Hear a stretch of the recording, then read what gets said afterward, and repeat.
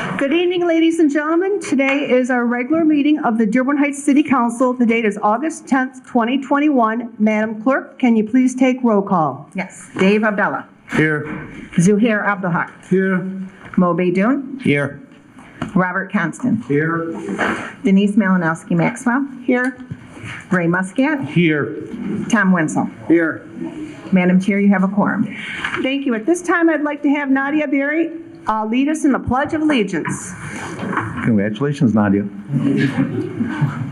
Pledge allegiance to the flag of the United States of America and to the republic for which it stands, one nation, under God, indivisible, with liberty and justice for all. Thank you, everyone. Please be seated. Next, we have the agenda approval.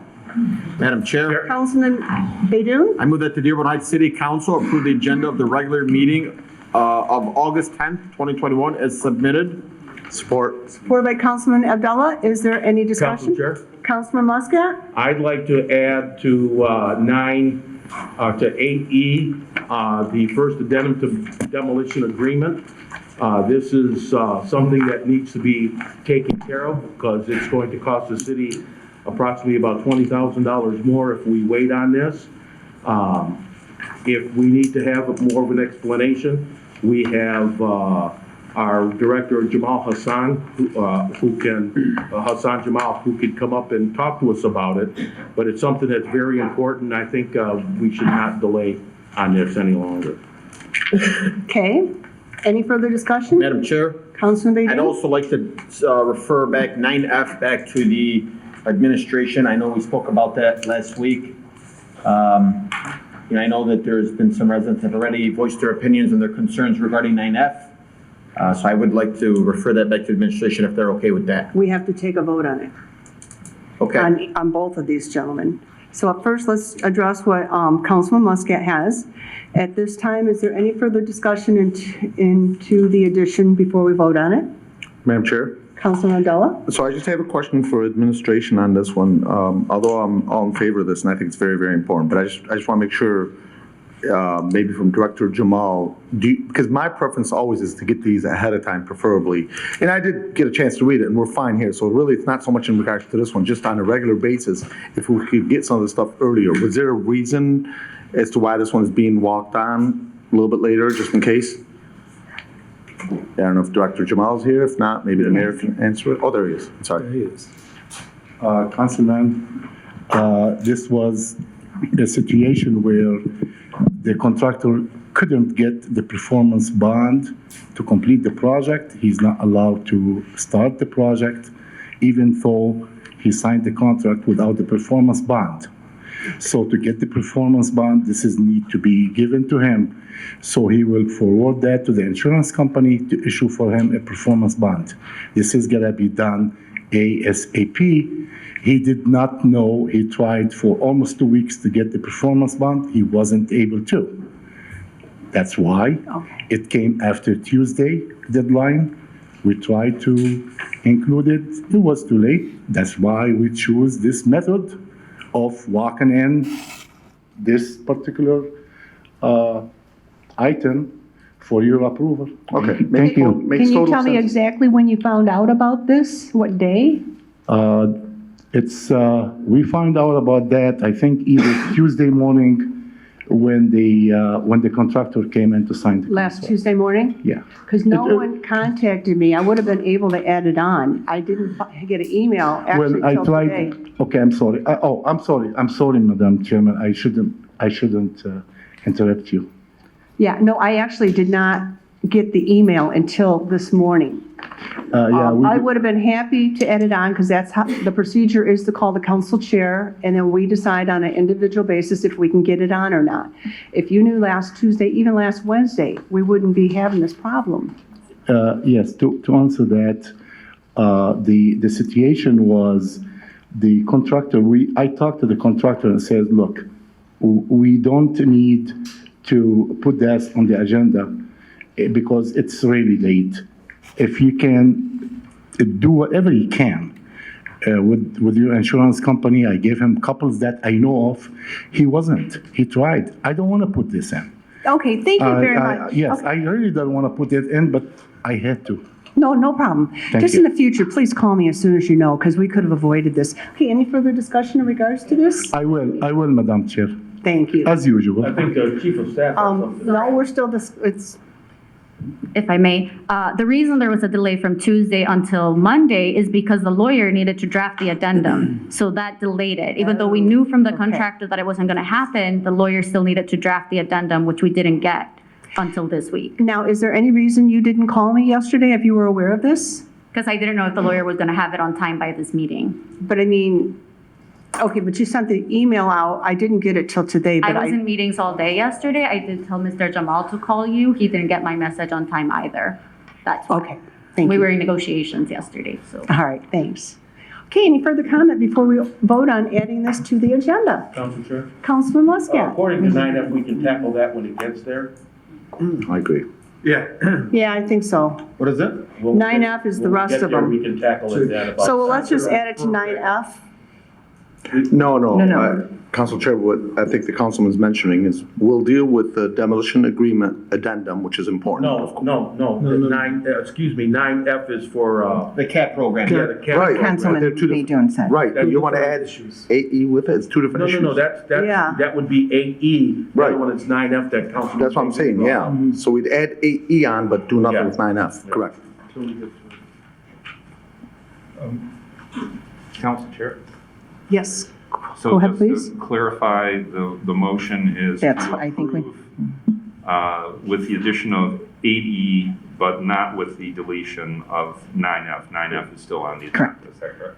Okay. But we need somebody to amend that motion that Okay, Councilman Baydun made. right, that'll be Okay. next, because he was second. He does get that chance. Okay, at this time, any further discussion in regards to this first addendum to the demolition agreement? Okay, Well, just to clarify, that's in regards to adding it on the agenda. this That's it. is voting to add it Correct. on to Okay. the agenda, not Yes, thank you. voting on the actual agreement itself. Right. But nobody made the motion to add that onto the agenda. So, So you want to well, no. amend well, no, Councilman Coun- Baydun's? I'm sorry, clerk, don't we have to vote to add it on? Then we add it on and vote on Well, it? you can, So I'll vote amend my on it. motion to add AE onto the That's what you agenda. want to do. Thank you. Go ahead. Can I get support? Council Chair, I Any move support? that we approve the agenda with the addition of AE. Support. Okay. I have an addition too, before we approve it. Let's vote on adding this item to the agenda. Yeah, we're supposed to vote individually because we've got another Okay. possible change to the agenda. So let's vote on adding this on. All those in favor, say aye. Aye. Those opposed, the ayes have it. Next, Councilman. Madam Chair, Yes. I would like to add to the agenda 9M, extending the Zoom meetings until December 31st. There are lots of people who are vaccinated, they still get, COVID. And for the safety of our people, and for giving a chance to more people to attend our city meeting, I will put the motion to extend it to December 31st on Zoom. Support. Okay, do we have the paperwork on that so everybody can see what it exactly spells out? Just simply, we're going to extend it until December 31st. Council Chair, if I may, the appropriate motion would be a motion to extend the local state of emergency, which authorizes the ability to have Zoom meetings. Right, if Okay, necessary. That's fine. And it does state if necessary, it doesn't mandate it. According- It actually does mandate it. I'm sorry, Madam Chair. Actually, it says motion by Councilman Constant, seconded by Councilman Muscat to consent to the further extension until August 31st, 2021, if necessary, of the local state of emergency stemming from Mayor Bazi's declaration of local state of emergency regarding the COVID-19 pandemic and the need to hinder it through the continued use of virtual meetings as outlined in 9K. Now, this says if necessary, because remember, we changed it at the meeting. Councilman Constant, remember you changed that wording.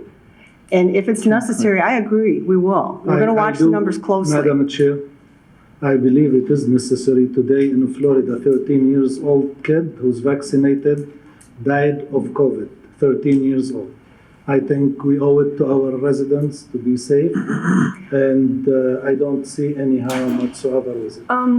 The issue I have is I was contacted by a few residents, and they were saying since it's a local one, they may come after us legally for the simple fact that they do not have the technology to watch Zoom or to possibly watch YouTube. They rely on coming in person to see the meetings. So that's a violation of the Open Meeting Act At possibly. the same time, I got people who are handicapped and they cannot come to see this meeting, but they do have the capability.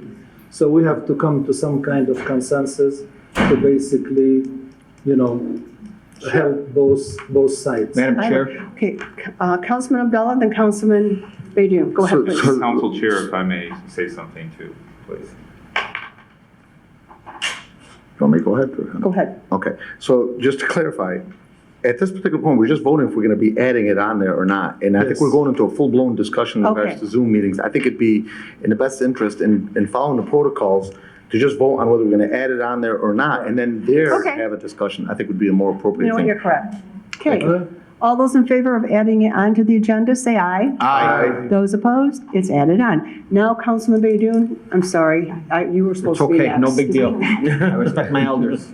Council Chair, You telling me I'm Chair. old man? that was to add the Zoom edition on it, but we had a motion by Councilman Abdallah. Did we have a second? I supported it. Okay. Okay, we didn't get that part. Thank you. Okay, go ahead, Councilman. Madam Chair, I'm just referring 9F back to the administration for the CAP program, unless you guys want to keep it for a discussion and we You know can- what, we should go to the Yes, I'd discussion like to part. keep it for discussion. Okay, you got it. I was just trying to save us some time. Thank you. Okay, any further discussion? Okay, we're gonna approve the agenda. At this time, all those in favor say aye. Aye. Those opposed, the ayes have it. Next, we have approval of the minutes. This is the minutes from the regular meeting of July 27, 2021. Madam Chair, Councilman Abdullah. I move that the Dearborn Heights City Council approve the minutes for the regular meeting of July 27th, 2021, as outlined in item 4A. Support. Supported by Councilman Baidoon. Is there any discussion? All those in favor say aye. Aye. Those opposed, the ayes have it. Next, we have public hearing and comment on agenda items. You do have a 2-minute limit. Come to the podium, state your name, street, and city. Good evening, Council and Mayor. My name is Dana Parrish. I live at 5614 Grinley Park, Dearborn Heights, Wayne County, Michigan. I guess I'm speaking on 8A and 9M. Just in case everyone doesn't know, I've known the council chair since I began coming to the meetings. I then met Councilman Bazi a short time later. They both became what I consider friends, and we've corresponded regularly since that time. My comments are not political, since both are running for mayor in November. My comments are based on science and emotion. The emotion part is simple. I've lost 2 family members to COVID-19. The science part is that we need to protect those that have no immune-based protection, those who can't be vaccinated, are too young, immune compromised. We had council members and members of the audience that have observed that we're unmasked at open council meetings. The government and those who govern have the responsibility of setting the example and for protecting those that they serve. This is the first responsibility of government. As the preamble of the Constitution states, promote the general welfare. I sent emails and texts to all council members about the elimination of Zoom meetings and going back to live council meetings, and I only received 1 response. Why is that? I can only assume that silence equals consent. What was so important that we needed to rush to open meetings from Zoom, putting the general public's health in danger, as well as the health of the city employees and council members? Why didn't the 6 members of council step up and object to the council chair doing with their votes? The only reason we're here tonight is the council chambers are in construction.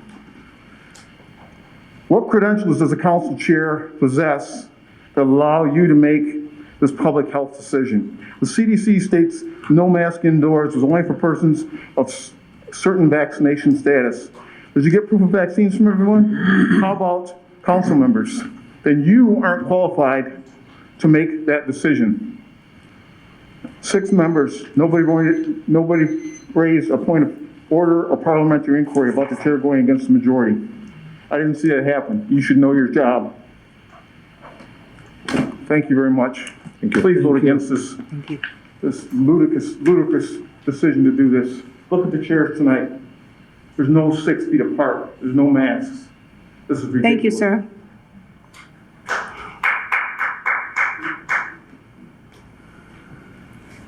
Hi, everybody. My name is Leslie Winless. My address is 23469 Annapolis Street in Dearborn Heights, Michigan, 48125. My comment is also on 9M. I just wanted to throw a suggestion out there, which is that you don't have to choose. You can actually do both. Dearborn City Council does stream their meetings live on Facebook.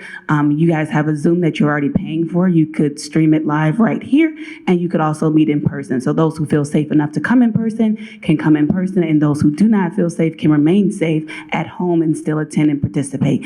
I yield the rest of my time. Have a good night. Thank you. Thank you. Any public hearing and comment on agenda items? Kit, go ahead, sir. This is where you come in. Yes. My name is Ahmad Elziat, 6911 North Evangeline, Dearborn Heights, Michigan. Sorry, I was a little nervous earlier when I came up here. You don't look nervous at all this time. You had practice. I just want to make it clear to council that if I am allowed to be back in the bidding process, I am not trying to exercise my nonprofit, not pay taxes on these homes. You know, I want the city just as much as the community to be able to benefit off the taxes. But I also know that council might have some questions regarding the process of what we like to do as the Amadea Foundation, because I know we're new here in the community. And is it possible for open up the floor to you guys? You're definitely a staple in our community, and come 9F, I will ask you some questions, if that's okay with our councilman chair. Okay. Thank you. Thank you. Thank you. Hello, I'm Rachel LaPointe. My address is 4119 Merrick in Dearborn Heights, and I just needed to make 2 quick comments regarding 9M. There are definitely tools to be used with Zoom as well if you switch completely back to help facilitate that meeting, and I'd highly recommend having a specific facilitator to assist, especially our council chairwoman, with raised hands and all that sort of stuff. There are a lot of really useful tools on there, so I recommend doing that highly. Regarding 8A, I would love to see the council address the lack of clear ethics guidelines in our charter. It seems that there's situations happening that are not ideal, and the charter is very vague when it comes to situations like this and what the procedure should be. So I know there's a lot of resources.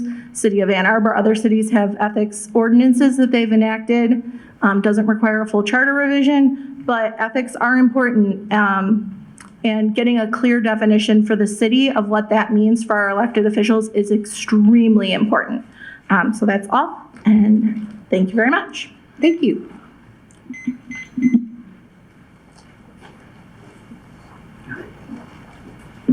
Good evening. My name is Hassan Saab. Good evening. My name is Hassan Saab. My address is 1180 North John Daly. I'm also up here talking about 9F. The process with the city's bidding process is absolutely flawed. It's fraud, is what it is. From the demolition end of things to the purchasing of cap, it should be looked at completely with the process of going back 5 years and looking at every contract, everything that's happened in the city. I also submitted in to the city and with emails regarding the process to bid. As you guys say, the stuff is put on bid now. Originally, it was not. And I bid on properties across 43 communities in Wayne County. And for a city like Dearborn Heights to have 4 bidders on 10 homes is absolutely absurd. So I believe that this should be open to a fair and open bidding process rather than having certain people's interest win bids in the city and certain companies win certain bids in the city. Every contract in the city should be looked in further. And I'm not pointing fingers at any administration. This goes back years. The city should look at every single contract from the Cdbg fund and everything else for the past 5 years, from demolition to any other contracts that submitted, especially dynamic glazing, and who has interest in it that works for the city. Thank you. I yield my time. Madam Chair, Go ahead, could I Councilman. just? Oh, wait, we can't respond. Well, I'm not going to respond. I just want to get a clarification. Sure. Because there's one word and I just want to get a clarification. Did you Sure. say fraud or flawed? Fraud. Okay, that's what I thought I heard. Okay, thank you. Fraud. Thank you. Okay, any further public comment before we move on? Okay.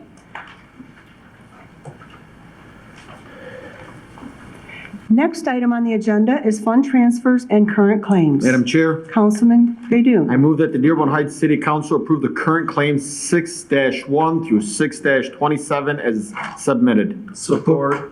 Supported by Councilman Constant. Is there any discussion? Madam Chair, Councilman Abdullah? I had a question on two of them. 6-2 and, okay, so let's start with 6-2. Too many papers.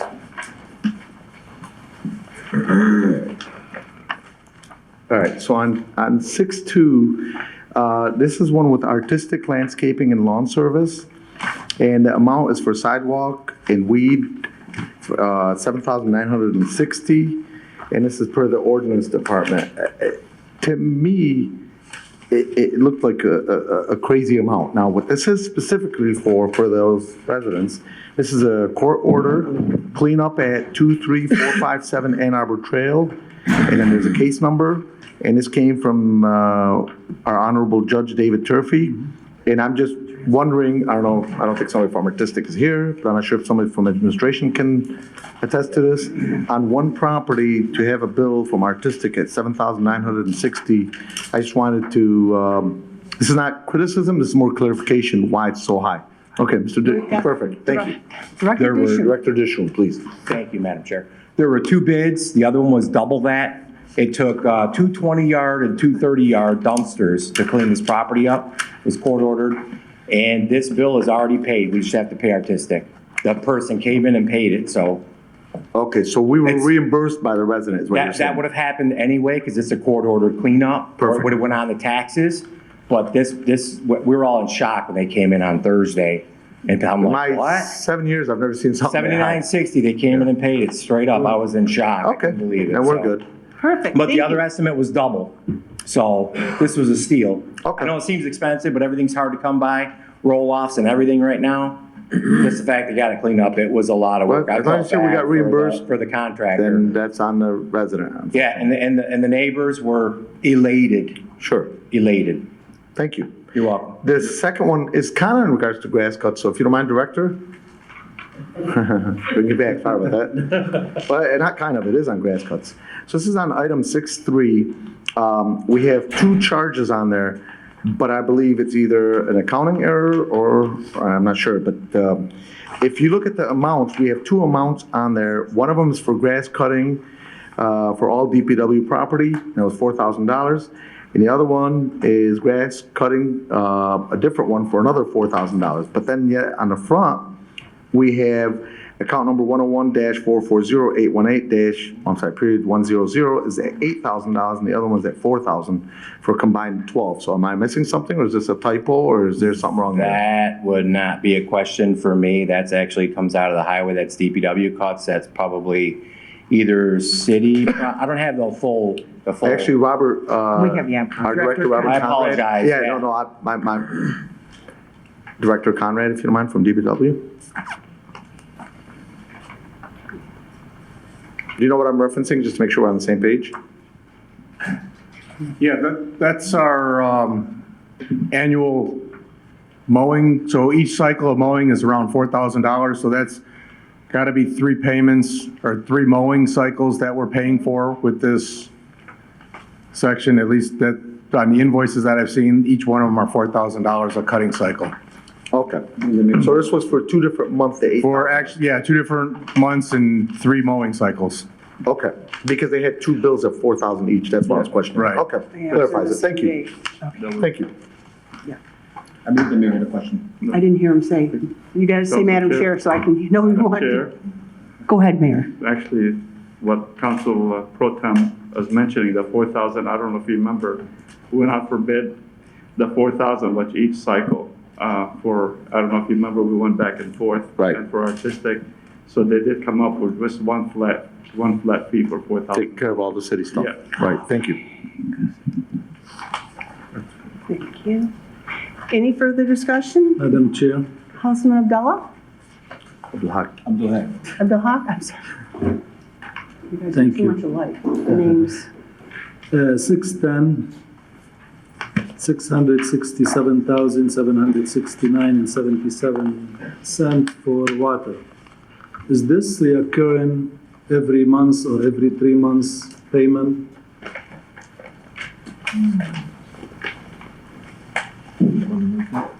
Six 10.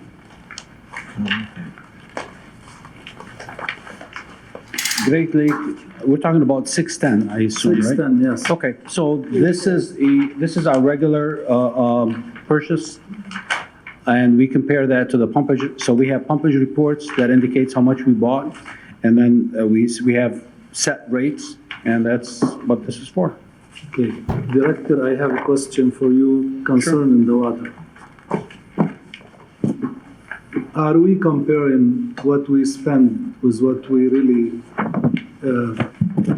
what we purchase and what we are billed for? Yes, and that is a new process. So we have a government requirements of actually conducting pumpage reports, which will indicate the master meters, the flow through master meters, and we've always done that. But the data wasn't, I've looked back and it wasn't used for anything. We just met the government requirements. We currently have a process whereby we compare pumpage in versus sales out, and the difference between the two, which will indicate if we have system losses and how much that would be, and if we're within the norm, or if we have to investigate further. So we do have a process in place now. So you did establish this process now? Brand new, yes, sir. Is this going to help us to know how much leakage we have? And going forward, we will compare with a spreadsheet, the percentage on the system's losses, if they are within the norm, which will always have between 5 and 10 will be the high end, but, all cities have underground leaks. So if it is within the acceptable limits, then we're okay, but if we see any unusual trends, then we will have to, investigate and do something. Okay. Yes, sir. Thank you. Yep. I have a second question. The CSO retention basin, 626, 104,363 and 75 cents. Which CSO we talking about? Which basin? L43, L42? It's actually, it's the North Huron, the Wayne County. That's the Wayne County. Is it part from the new bond we have, the $16 million for the CSO? No, that's for the reconstruction. What this is for the operation. Okay, of this. operation This is the and operation. maintenance? O&M, Okay. that's the cost to operate. Yes, sir. Thank you. Yes. Any further discussion before we vote on this? Okay, right now, we are voting on fund transfers and current claims. All those in favor say aye. Aye. Those opposed? The ayes have it. Next, under reports from mayor, we have an opinion letter written by Corporation Counsel Miyake. Council Chair? Councilman Muscat? Question, how do we handle this note and file, It's supposed to or? receive note and file. I move that this letter be a note and file, and it may be made public. That's what. I it's second for. it. Supported by Councilman Abdul Haq. Is there any discussion? Council Chair, Mayor, go ahead, please. okay, I also want to talk a little bit about this one here because I've gotten several calls from residents as well. Currently, we're dealing with a lot of issues in the city with several flash floodings, crumbling infrastructure, and now with COVID, as some of the residents have voiced their concern here, and also with phone calls with the Delta and with the state, also with the county going to Zoom and not in-person meeting, and that's some of the suggestion is made by both the state and also the county to go to Zoom meetings. There's a lot of things that we're fixing in the city hall. We also have a lot of great things that we're trying to do. There's a lot of new businesses now. They're investing in our city because we're removing obstacles that were put in place in the past. We have a lot of new programs for our senior citizens in our community. We're renovating parks. In addition, all the daily operations that we have, and there's a lot of priorities. And with that, I tried to schedule, because of this letter here, most of you council members, you're already aware of this. You guys were CC'd on the email. We tried to schedule a closed session. My chief of staff requested it, and she was denied. She said the mayor has to request it by email, and I did request it by email to have a closed session to discuss these items, because again, trying to discuss personnel issues in a closed meeting, but that was denied, and I was asked to submit a letter, signed letter, which I did, and that also got denied by the council chair. So with that, some council members voiced their concern, and they were also denied by the council chair to go to closed session. They were instructed to sign an individual letters. And so that's one of the reasons why we actually put this in here. And some of the things that are disturbing to me and to also my administration, when the locks changed, and the reason why I mentioned the earlier items is the locks were changed in 2 separate rooms in the city hall. And in the height of the COVID and with the amount of cases in the Wayne County, I wanted to make sure when we have people coming into the city hall, instead of my office, to have a bigger room where we can actually have a meeting so we can social distance. So it was to my surprise, as a mayor, came into a meeting with a company to discuss several things, and both the council, the room that council uses, and also the other conference room, the locks were changed. So I had no idea that they were changed. And again, we went back and forth trying to figure out what the heck's going on. I thought I didn't know how to open the door. So I called our our emergency manager, Lee Gavin. He comes in and he says, let me try to open it. He tried to open it and he didn't even know that was changed. So if we had a catastrophe going on in the city, we can't have a meeting. So, and at the end, he found out that the council chair ordered one of my staff members to change the locks without the consent of the administration. And the other thing, it was brought to my attention, it was a post that was, again, I wanted to go to a closed session to discuss these items, but I was not allowed to.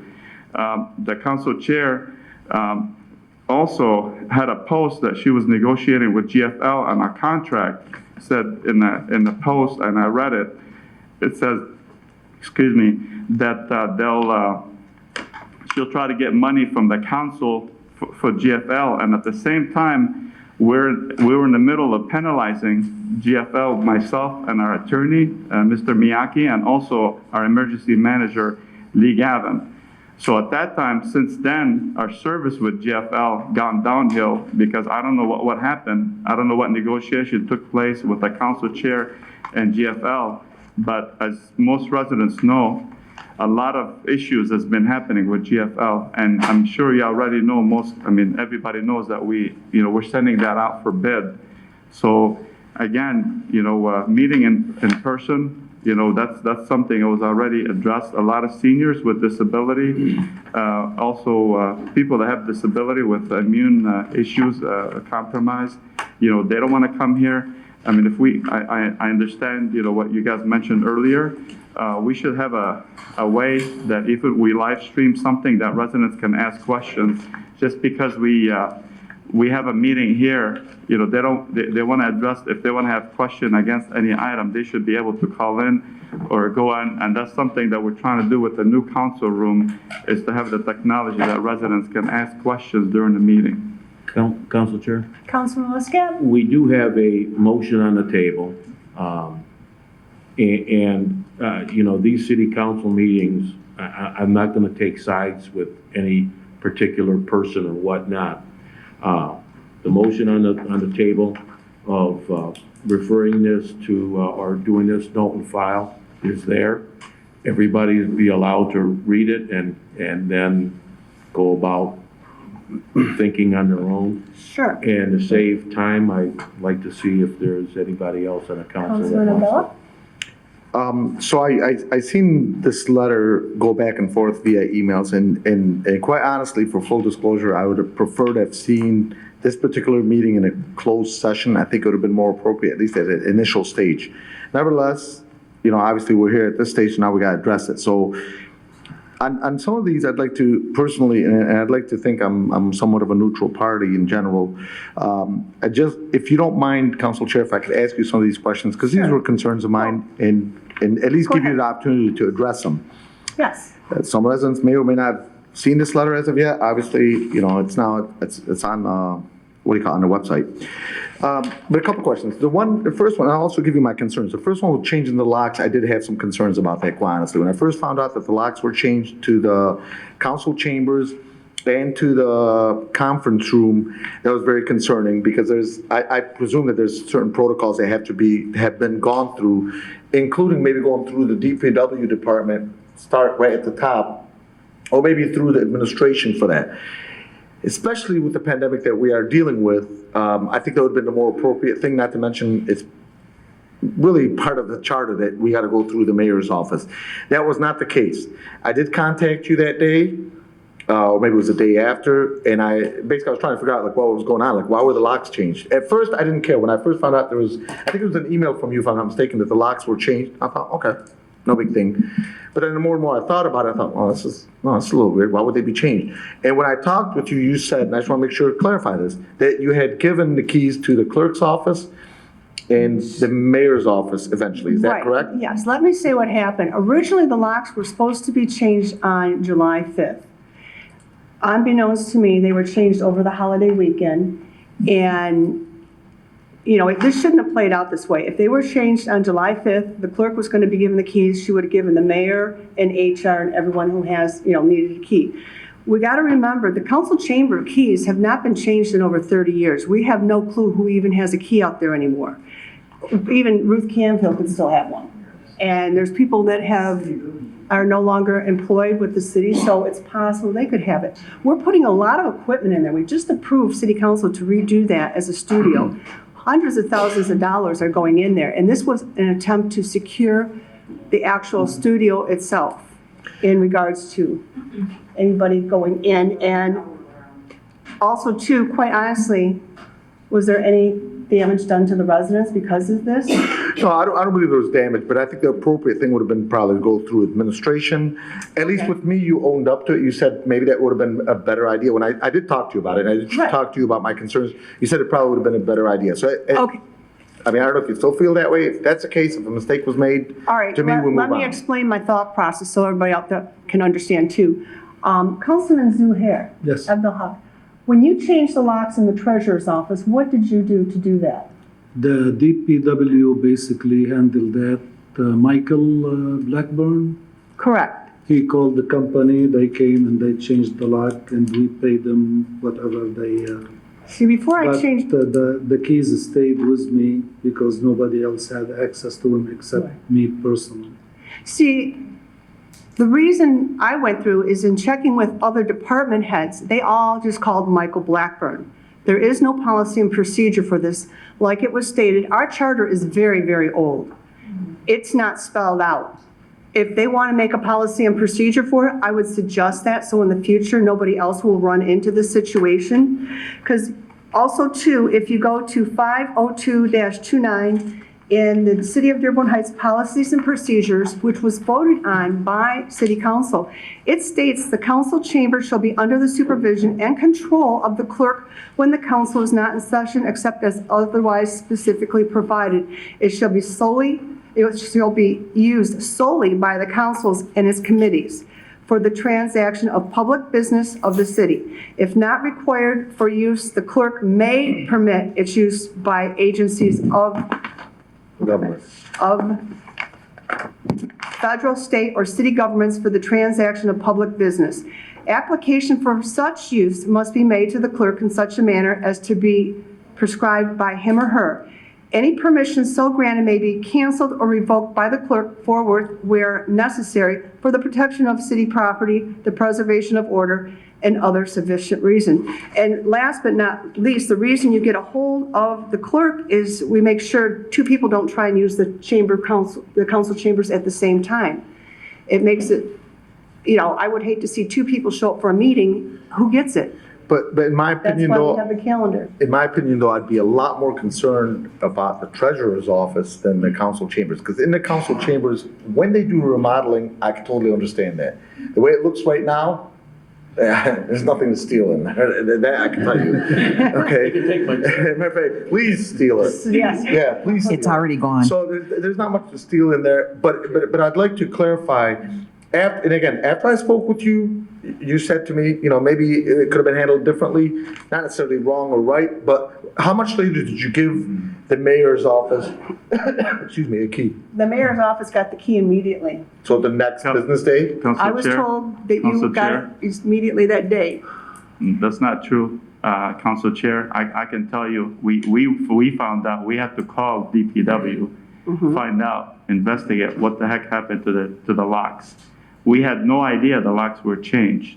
And my emergency manager is right here. I mean, we were both, if we knew that happened while we were trying to open the council room and the conference room as well. So 2 rooms were changed. Well, I So guess, the conference room is where we have our meetings. Right. If we have administration meeting, attorney meetings, we have them in the other conference room, and that locks were changed as well. they're both keyed alike. No.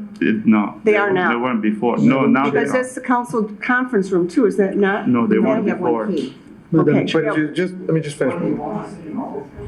But it wouldn't, but the challenge is there, Council Chair, obviously there would have been no place for the mayor or the department to be able to meet. So that's the first question. The second question I had, in regards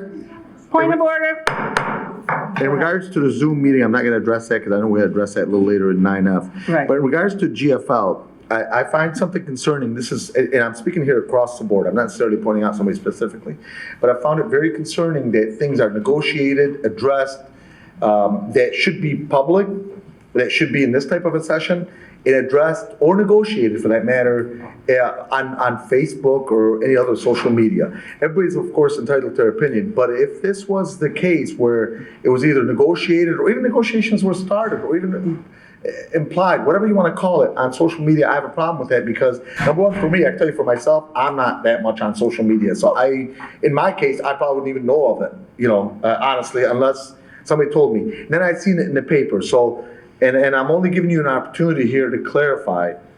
Was there negotiations with GFL? No, not at all. Was there, I simply Glory, stated whatever? facts that I had been in touch, they had called me. So I've not seen the social post.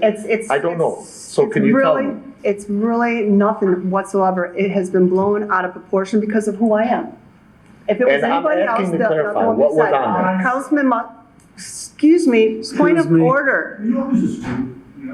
Point, all right, officer. Officer. Hey. All right, let's have a point of order.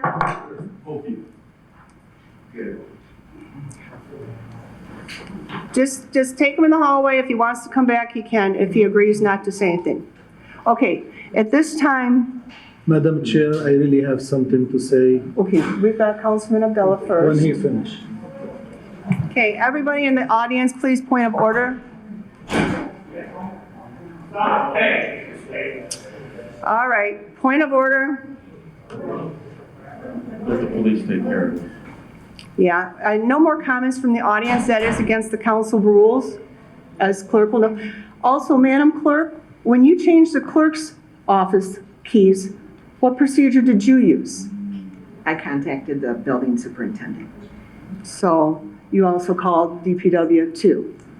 So it's not just the treasurer's office, it's also the clerk's office. Council Chair, again, And I we have a motion. Clarify. And we're gonna beat this to death because. You know what, maybe we should just move on. And I put a motion to put this on, note and file, and we're gonna beat this to death and. You know we're not what? gonna come to Chair, conclusions. At this time, Really, Councilman Abdullah? I really have to say something about this issue, and I don't want basically to hit anybody with a hammer on their head or anything, but I just want the public to know the truth, what happened, and who's guilty. We paid money for this opinion. We paid money to have this opinion. It's 5 pages long. What was the purpose of this opinion? What is the end result of this opinion? What this opinion asking the city council to do? Okay, This is what Mayor, I would you want like to know. answer that? Mayor, this is being directed towards you, because you got Okay. the opinion, and you signed it. Let's be honest with each other, open this discussion to the fullest, so the public will know exactly what's going on. Please. Okay, Council Chair. Go ahead, Mayor. Okay, again, as I mentioned earlier, I made several attempts with myself and my chief of staff not to be talking about this in public, to have a closed session. We were denied several times to go in a closed session, which this should have been the proper way to address this. Mayor, that's not true. You were not. Madam Chair, I can bring you all the emails. If somebody wants to FOIA that, I would be more than happy to FOIA. Mayor, I did ask, to have closed or open session because in my opinion, there is personnel issue which shouldn't be discussed here involved in this matter. And Councilman. I asked to move to closed session, if not tonight, later on. But I want to address another, okay, so, I mean, you asked a question, This was Councilman. attorney-client, well, my question was, it was an attorney-client privilege letter that you were trying to put on an open meeting last time, and me and the clerk discussed it. I didn't feel comfortable putting on there as long as it said that. That's not true, That's Council why we Chair. had Corporate Counsel Miyake remove it. And you did not always follow That's not- procedure. It had to be Council signed. Chair, Council Chair, I made several attempts, and there's 6 other council members here, and you guys are all seeing my emails. I was trying to go to a closed session.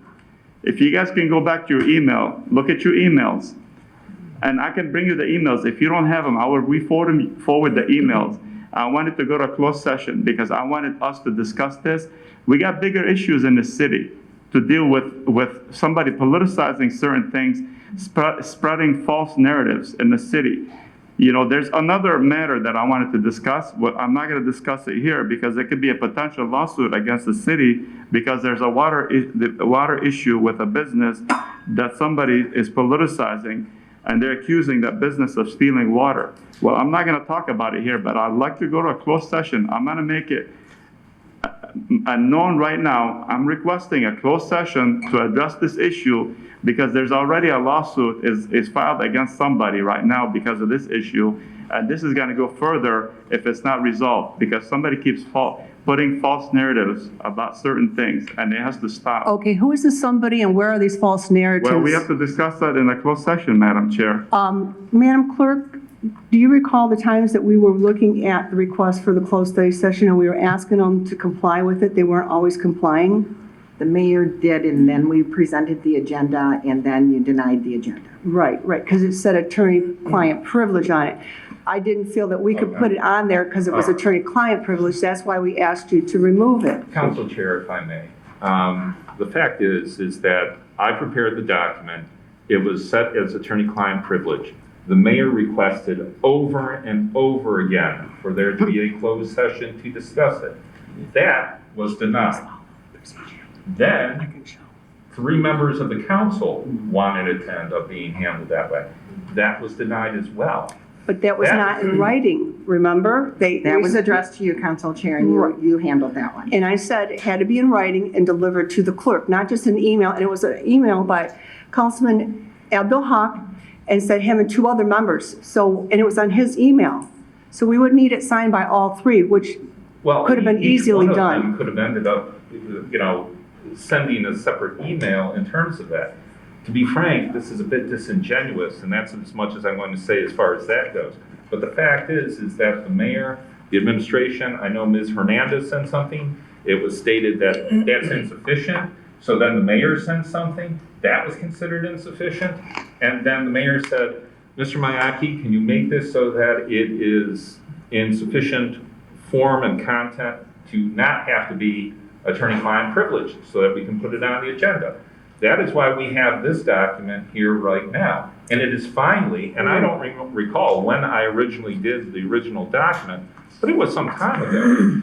And, to be frank, we're not, this is not being discussed in a very forthright manner. Okay, well, at this time, I just want to make final comment. okay, go ahead, Councilman Abdul Haq. May I make one more comment, though? Please, Yes. please do. Councilman? I Go think ahead. one of the things that also distinguishes this from the situation with the clerk and the situation with the treasurer is that if the request had been made, there would have been no difficulty from the administration standpoint with regard to that. This is a different situation. The mayor and the emergency manager did not know. They went to end up having a meeting, I don't recall who it was there. And then they basically did not have a place. This is embarrassing to the city. And the mayor, per the charter, is the person who's in charge of allocating all space for all departments. And that's what part of the problem is. Like I explained, part of the issue was it was changed before it was scheduled to be changed without my knowledge. If it had been changed on July 5th, we wouldn't be having this conversation. But July 5th the city hall was closed on July 5th because of the 4th. That was a holiday. Tuesday. People wouldn't have necessarily July known. 6th would have been Tuesday. 6th, I'm sorry, it was supposed to be July 6th, I apologize. It was the day after the holiday. But my question is, why was anybody going into council chambers on a holiday weekend, which was July 5th? Madam Chair? 4th. Go ahead, please. Okay, as I mentioned the last several meetings, our emergency manager and myself, we did not have one day off since June with the flash flooding. We were working sometimes 10 to 15 hours a day, Friday, Saturday, and Sunday. So we can't say to the flash floods, hey, you know what, we're taking time off. Okay, we were meeting around the clock with people trying to help us, with the trash pickups, trying to get people to, look at the sewers to see what's going on. We don't have 9 to 5 operation here. We're 24/7. I know Chief calls me sometimes at midnight with some issues. I can't, so this is not 9 to 5 operation Monday through Thursday. We're working 7 days a week some days. So you have, just you and the chief were meeting then, right? No, we had companies coming in, with several issues that we've had. On 4th of July? We had some. Yeah, What companies were coming in on 4th of July? Well, we had a state of emergency, as you know. The president declared that as a national disaster for the flood. So we have people coming around the clock trying to help us with the flood. With FEMA, we had FEMA people coming in on the weekend. Can you tell me what company you had coming in on July 4th? FEMA people were on the ground over the weekend, Madam Chair. Okay. But I was just asking what company you said I can get was you a there. statement from them that they were there. You said a company, you didn't say FEMA, No that's what I'm company, questioning. FEMA, SBA, state police. Okay. So, I mean, I lost count who was in the city hall. We've had several meetings trying to fix the issues that we have with the flooding. Usually with an opinion letter, it's just filed with the clerk's office, because that's what our policy and procedure manual says. So what is the purpose of bringing this forward in a closed session or in a public session, Mr. Mayor? Council Chair, like I said before, I keep repeating myself. I wanted to discuss this and also the use of power that, we're trying to do some certain things. And like I said, the locks were changed, and that's abuse of power without anybody's knowledge. And also, we're talking about, with discussing contracts with GFL. You made a post, they sent it to me. There was never a contract discussed. I said I spoke with GFL, and they were going to get back to us with a number, because I mentioned to them, is there a way you can do extra cleanup? That would have been brought to you. I would have referred them to you at that point. I, as a city council member, am allowed to talk with our different vendors and ask them questions. That doesn't mean I'm negotiating with them. It was a simple question. Is this something that you would be able to handle as GFL? In my mind, I'm thinking, do we have to look for a separate company like we did? Because in the end, it was too much for GFL. Okay, but So it was just a question. It was factual, what I put out there. It was probably 2 sentences. It never said, rah, rah, I'm going to put it on the next agenda, we're going to vote on it. Never, ever. So please don't twist it into something. Well, That's Madam my Chair. freedom of speech, and Facebook, you Council can't use Chair, that. point of order. We have a motion on the floor. Understandable. We're getting way off base here. This is gone. I feel that I need to defend myself. Oh, I I'm mean, not I'm gonna being disagree, attacked I'm not falsely. gonna disagree with you on that, and I'm not gonna disagree with the mayor. I don't But this council meeting, we have a motion on the floor. I know. We need to entertain it and move on with city business. I agree. I respectfully disagree, and I'm going to tell you why. Because at this particular point, there is obviously some serious accusations in this particular agenda item. And I think in fairness to everybody, if somebody's accused of something, they should have the right to be able to defend. But then should we have this in a study session? Huh? Should we do this in a study? Well, most ideal for me, I'm gonna tell you, I personally got, not personally as in like just to me, it was to all the council members, multiple times. So I did see from administration, multiple times requesting this particular meeting to be in a closed session or not, if not, in an open session. And I'm just gonna bluntly talk about it. I mean, there was the volleyball, here, okay, not your ball, not my ball, not your ball, not my ball. And it could have been very easily solved, just like in negotiations in real estate, by saying, hey, let's sit down, what do you want? Put it together, I'll sign it, let's have a meeting. That would have been easily resolved, but there was a volleyball match back and forth.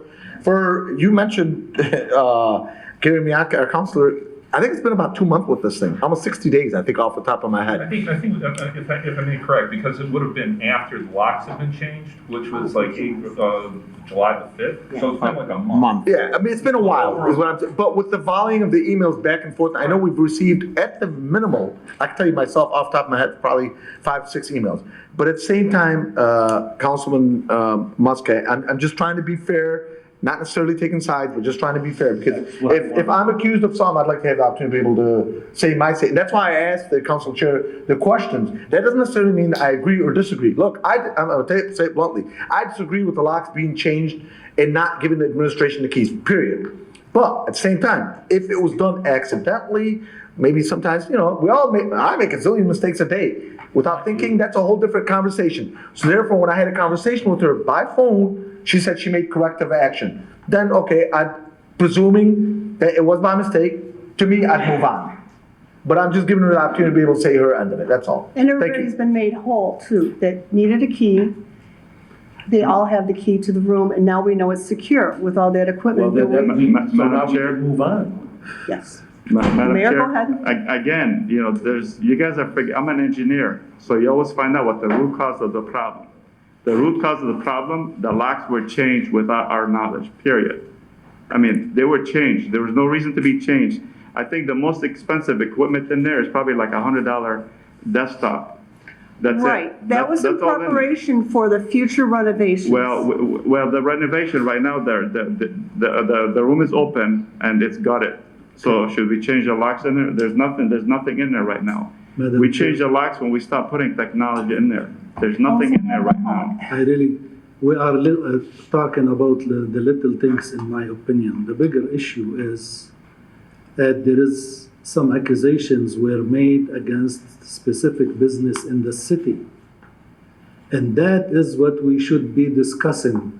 It's all over Facebook, people asking what happened, and we cannot come out and say it. We have to conduct an investigation. Those accusations are very serious. Those are prosecutable issues if an employee was involved in something, knowing something was wrong and did not report it to his superior. He should be prosecuted. He should be fired on the spot. That's what we should be doing. And I have my email from so many people want to know what happened to the $30,000 water bill. This is the issue we should be talking about. Who leaked the information? Who put it on Facebook? Who made the accusations? And who's responsible if this really happened? Why this did not get investigated in the proper way? And I just for the record, many times when I was treasurer, God rest his soul, Mayor Paletko signed off on correcting water bills and nobody said a word. So I would like to know how this happened, why it wasn't investigated, and if there are any employees involved, why we didn't, take action against them. Council Chair, this is not part of the opinion letter here.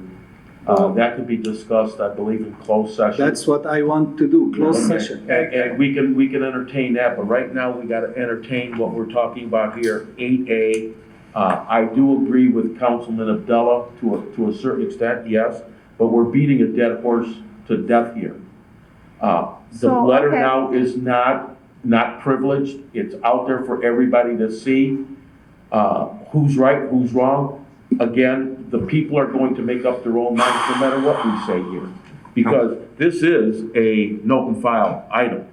There's nothing to vote Okay, on. well, at this time, I'd like to read a statement before we move on, and then we can note and file it. At this time, I don't know about a lawsuit, but interim Mayor Bazi has requested City Attorney Miyake to provide options to retaliate against me because I'm investigating whether he's writing off water bills for supporters of his mayoral campaign. There are legitimate questions about water bills, and I owe it to the residents to investigate. All others as well are investigating. To that end, my attorney has requested an accounting of Bazi's water bill write-ups. As of today, I still do not have them. I directed my attorney to do this rather than doing it myself because Bazi has threatened litigation in a July 29th email and also through another councilman. That councilman was just the messenger and not allied with Bazi on this issue. Note also that one of Bazi's largest financial supporters has threatened to sue me. I have questioned Bazi's write-down of that supporter's water bill. This is what Bazi complained about to City Attorney Miyake, saying I was using I won't say the word, water bill to discredit my administration. She could have called me or to explain the bill. Instead, she is exposing the city to a lawsuit and a floodgate to everyone to contest the water bill. Bazi further adds that we need direction to see if the council can censure the council chair and the council to exercise their authority as a body to set agendas. Bazi is singling me out as he has reacted angrily when questioned by other council members, yet has not attacked them. Also, mayoral candidate Tony Camilleri has posted about the issue since July 21st with no response that we know of from Bazi. I have never posted anything about this on the internet anywhere. I may have discussed it privately with another council member, but I did not put anything publicly out there. And since I'm being blamed for it, I might as well just put it out there because Bazi has been looking for ways to sanction me because I insist on in-person rather than Zoom meetings. I feel that residents are entitled to the in-person council meetings that residents in surrounding communities enjoy. Finally, I have called on the Bazi to rein in his supporters, including Community Economic Development Director Hassan Jamal, who regularly disrespects me when in my role as council chair, I attempt to preside over meetings. On Thursday, my attorney wrote Bazi, care of Attorney Miyake, asking him to rein in these rude supporters. Here's what my attorney said to Bazi. Dear Mr. Bazi, I am writing on behalf of my client, Council Chair Denise Melanowski Maxwell. At the July 27, 2021 council meeting, council members in the audience, including me, watched with disgust as Hassan Jamal disrespected Ms. Melanowski Maxwell when he took the podium to address council. It seems that Mr. Jamal reserves his hostility for women, as do some of your supporters. I have always thought well of you, and I was quite surprised when you sat on your hands and allowed Jamal to treat your council chair with such utter disdain. I then recalled the testimony under oath of a former high-ranking official in the Peleco administration.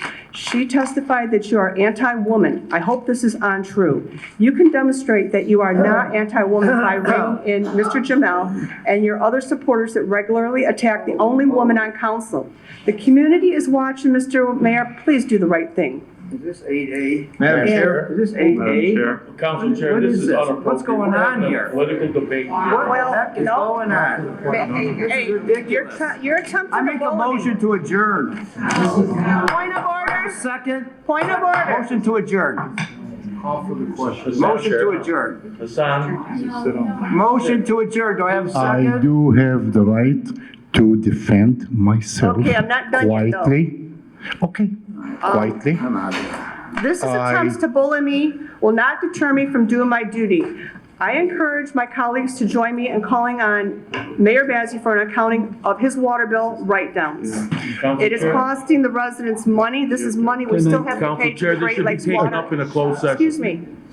Excuse me, I do I'm sorry, ask point of order. all the I audience- have the floor. all the I do have the audience floor. knows me. I have the floor. Let me all finish the it. council to talk about this. I have the floor. I have not named the business, But we are, as residents, are still on the hook to pay Great Lakes Water Authority for over $33,000 worth of water bills that were adjusted. Madam Chair? And at this Chair. time, go ahead, Councilman Bidun. Thank you. Madam Chair, I just want to say, at 31 years old, I sit in a room filled with a body of people here, and I'm going to be completely, utterly honest with you guys. I'm so embarrassed. I have secondhand embarrassment as I sit here today, and this is so embarrassing. Honest to God. You guys brought an opinion letter over here. You should have never changed the locks. You should have just given this in a private study session. This shouldn't have been put on publicly. You guys are both at fault over here. This is really getting out of line. We should make this opinion letter voted on and move on. That's it. Wanna vote on it? I don't think the residents want to see Okay. this or hear this anymore. All right, Well, recite. Council Chair. Point of order. Well, I disagree, Councilman, and I'm going to tell you why. Because I'm always of the opinion, first of all, this just like the last one, shouldn't have been brought forward here at the council meeting. But now that it's out there, it's out of the box, I feel the same way as I did before. Again, I try to be as neutral as I can, as objective as I can. I think Mayor Bazi should, because there's some strong accusations in there, quite honestly. Yeah, and that letter should have never been, I mean, this is. Well, but it's, the cat is out of the box. I mean, it's out, okay? It's in the open, it's public. So I think personally, the mayor should have the opportunity, if he prefers to. I agree. To answer these questions. I agree. If he doesn't, if you don't feel comfortable, Mr. Mayor, that's fine.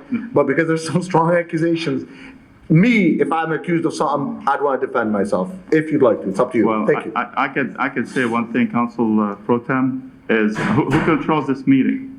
Council Chair. Thank you. That's all I need to say. And I'm going to just say So one more if thing, Madam anybody Chair. gets, I mean, she was calling point of order earlier with somebody from the audience. So if somebody goes, I can't say anything. She shuts me out every time. So I just sit here, I don't control this meeting. It's a council chair that controls this meeting. Madam So if anybody has an outburst, there's nothing I can do. Only the Okay, at this time, I think we need to move on. It's getting too long. And audience, you need to keep down. That is part of the council rules. I know you're not allowed, well, you want to read that part of the policy and procedure? Council Chair, man, Corporate Counsel Miyake? I think two things. One, this letter will be able to be circulated, then people can get feedback, and then perhaps there should be a study session with regard to it and a number of other questions. But they should end up being discussed. Councilman Abdul Haq ended up asking what was the point of this letter. Part of the point of this letter was to deal with the idea that things are not being handled appropriately in terms of the way, respectfully, you've chaired things. You handled your power. And this was an example of this, going on for a long period of time, reading a statement where it's not necessarily an agenda item. So. Okay. She's okay. So. Is she okay? She okay? She's okay. Trying to do her job. Everybody's got water, give her water. I think she's okay. You all right? Yeah, I had my knee replaced a year ago and We got the fire department here. I apologize. Okay, you know what, let's receive, note, and file, all right? Let's just receive, note, and file. This is getting too long. Okay, all those in favor say aye. Aye. Those opposed? No. I'm an aye. Okay, roll call. Councilman Muscat. Yes. Councilman Constant. Yes. Councilman Abdul Haq. No. Councilman Abdullah. Yes. Malinowski Maxwell? No. Councilman Bailey? Yes. Councilman Wenzel? He left. Oh, okay. No problem. All right, let's move on. Next, we have proposed agreement and addendum to agreement for 2020-2021 Cdbg water main project for Joy Road and Virgil Street.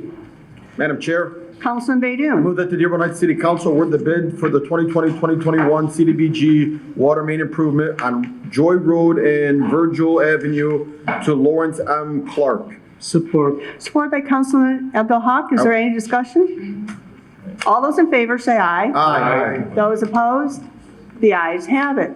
Next item with Treasurer Hicks Clayton, city-issued credit cards for department heads. Madam Chair. Councilman Baydun. I move that the Dearborn Heights City Council approve the Comerico City issue credit cards for each city department head with a $1,400 maximum limit to be used solely to pay for eligible city-related expenditures. As outlined in 8C. Support by Councilman Abdullah. Abdullah? Abdullah. Abdullah. I start to Abdullah, and it rolls out. Okay, all those any discussion?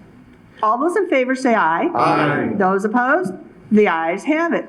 Next, with Treasurer Hicks Clayton. Madam Chair, we need clarification on 8B. 8B.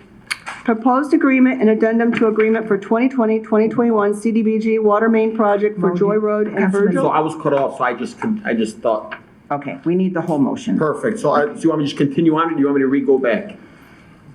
Start over. Start over. Let's start over. Okay, Madam Chair, I move that the Dearborn Heights City Council award the bid for the 2020-2021 CDBG water main improvement on Joy Road and Village Avenue to Lawrence M. Clark, Inc. They authorized the Comptroller's Office to return all bid bonds to the unsuccessful bidders. In addition, approve the proceeds amendment for the 2020-2021 CDBG water main project for Joy Road and Village Street and the proposed addendum furthermore, authorize the mayor and the city clerk to sign the proposed agreement and proposed addendum to agreement on behalf of the city as outlined in 8B. Support. Support by Councilman Constant. Any discussion? Madam Chair, I just want to clarify, because I know it's a motion, it's Virgil. Virgil. Oh, I'm sorry, Virgil That's Street. Yeah, and if I may, did we say both approve both the agreement and the addendum, or just signatures on the agreement addendum and approve the addendum? We need to approve both the agreement and the addendum. Approve both the agreement and the authorize addendum. Signatures. Yes. Okay, very good. Yes, and the proposed addendum Okay. to the agreement. Support by Councilman Constant. Is there any discussion? All those in favor say aye. Aye. Those opposed? The ayes have it. Thank you. Next, we're going on to 9D, since we've already done 9C. That's 8D, right? 90. 8D. No, you think. I'm 8D, I'm sorry, I crossed it out and it looked like a 9. Okay, 8D, with Treasurer Hicks Clayton, the city petty cash. Council Madam Chair. Chair. Councilman Muscat? I move that the Dearborn Heights City Council approve the termination of departmental petty cash and authorize the treasurer to establish the only city petty cash at the treasurer's office in a revolving/cash amount of $500 for employees' cash reimbursement for eligible city business expenditures up to a maximum of $100 per invoice, pending the employee submitted the invoice signed by the department head indicating the GL expenditure account as outlined in 8D. Support. Support by Councilman Baydoun. Is there any discussion? All those in favor say aye. Aye. Those opposed? The ayes have it. Next, we have the addition of 8E, which is the first addendum for the demolition agreement.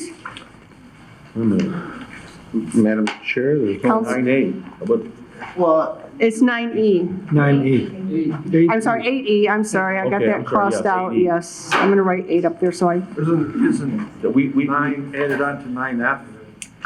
We moved, No, we did. no, it's separate- 8, it's separate 8E, amendment, it's the first demolition agreement. addendum demolition agreement, the one that we walked on. Council Chair, Councilman I Muscat. move that city council approve the first amendment to the demolition agreement as outlined in 9. Support. 8E. 8E. And authorize the mayor And and the clerk authorize to the sign. mayor and the clerk to sign On behalf of the city. appropriate documents. Thank you.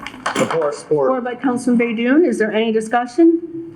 All those in favor say aye. Aye. Those opposed? The ayes have it. Next, we have reports from city officials. This is Chief Judge Plawicki, 20th District Court Part-Time Magistrate Appointment. Madam Chair. Councilman Abdullah.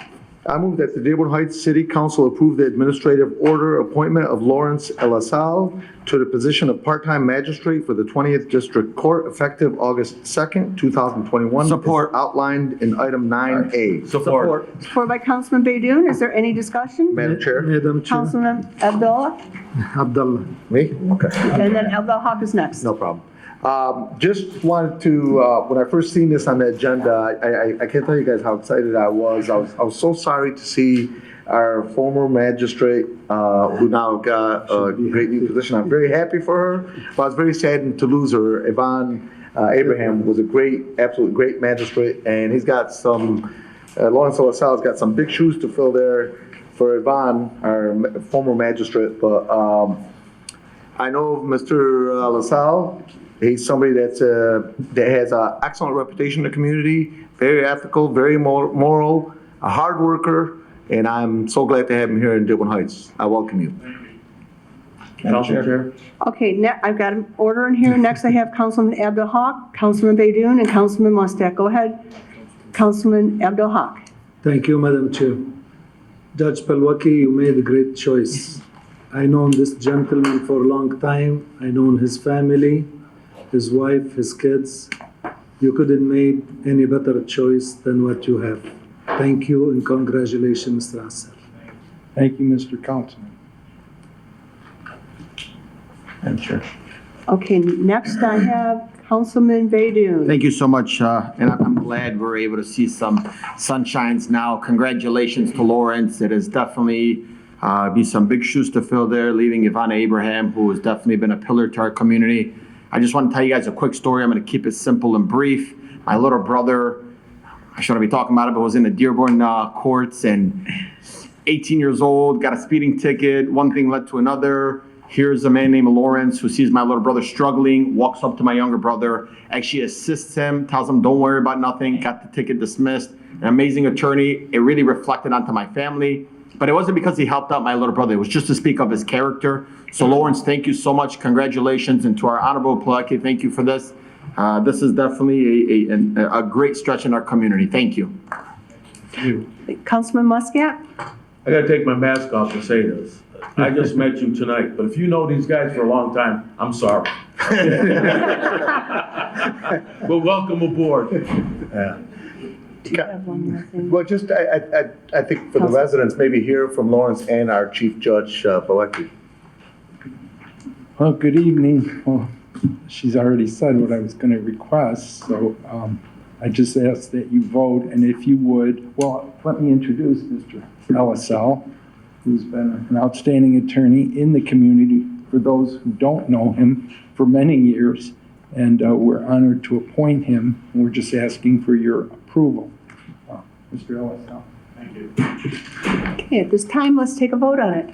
All of those in favor say aye. Aye. Those opposed, the ayes have it.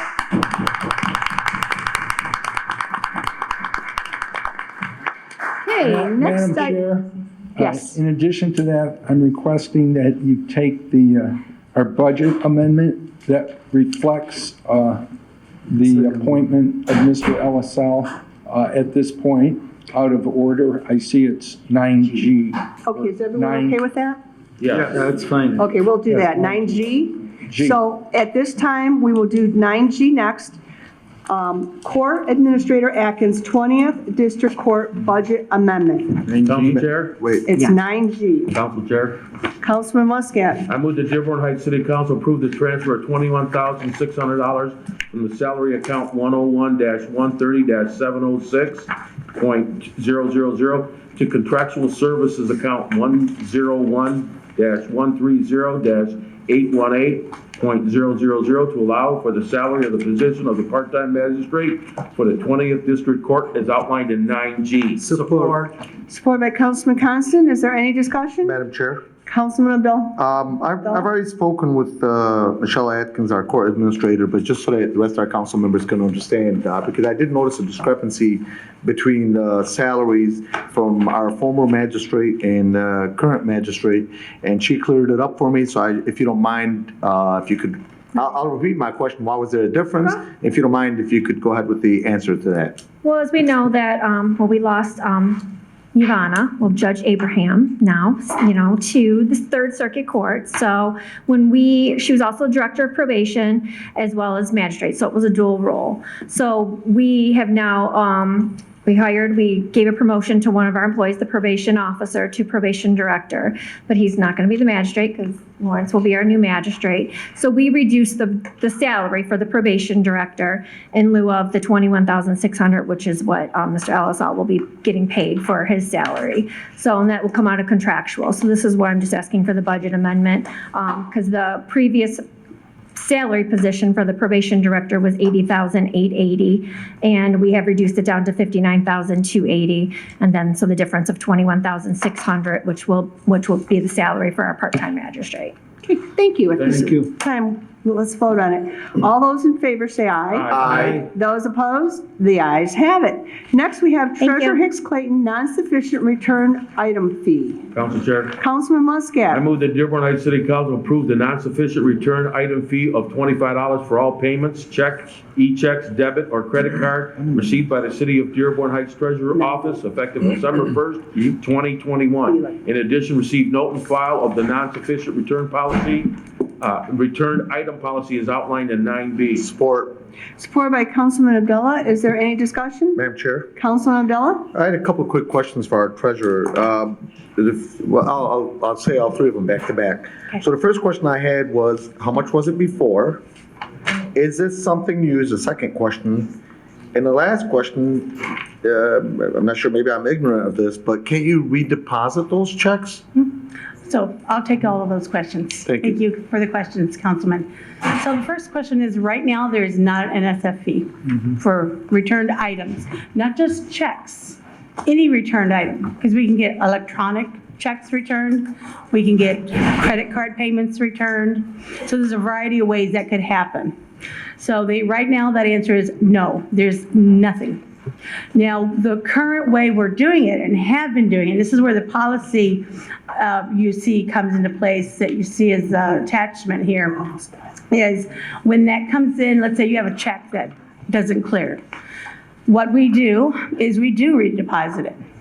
However, what we have found is that takes or adds on an additional 2 full weeks typically, and sometimes more depending on mail service. Because again, we have to wait for the check to be mailed to us from the financial institution.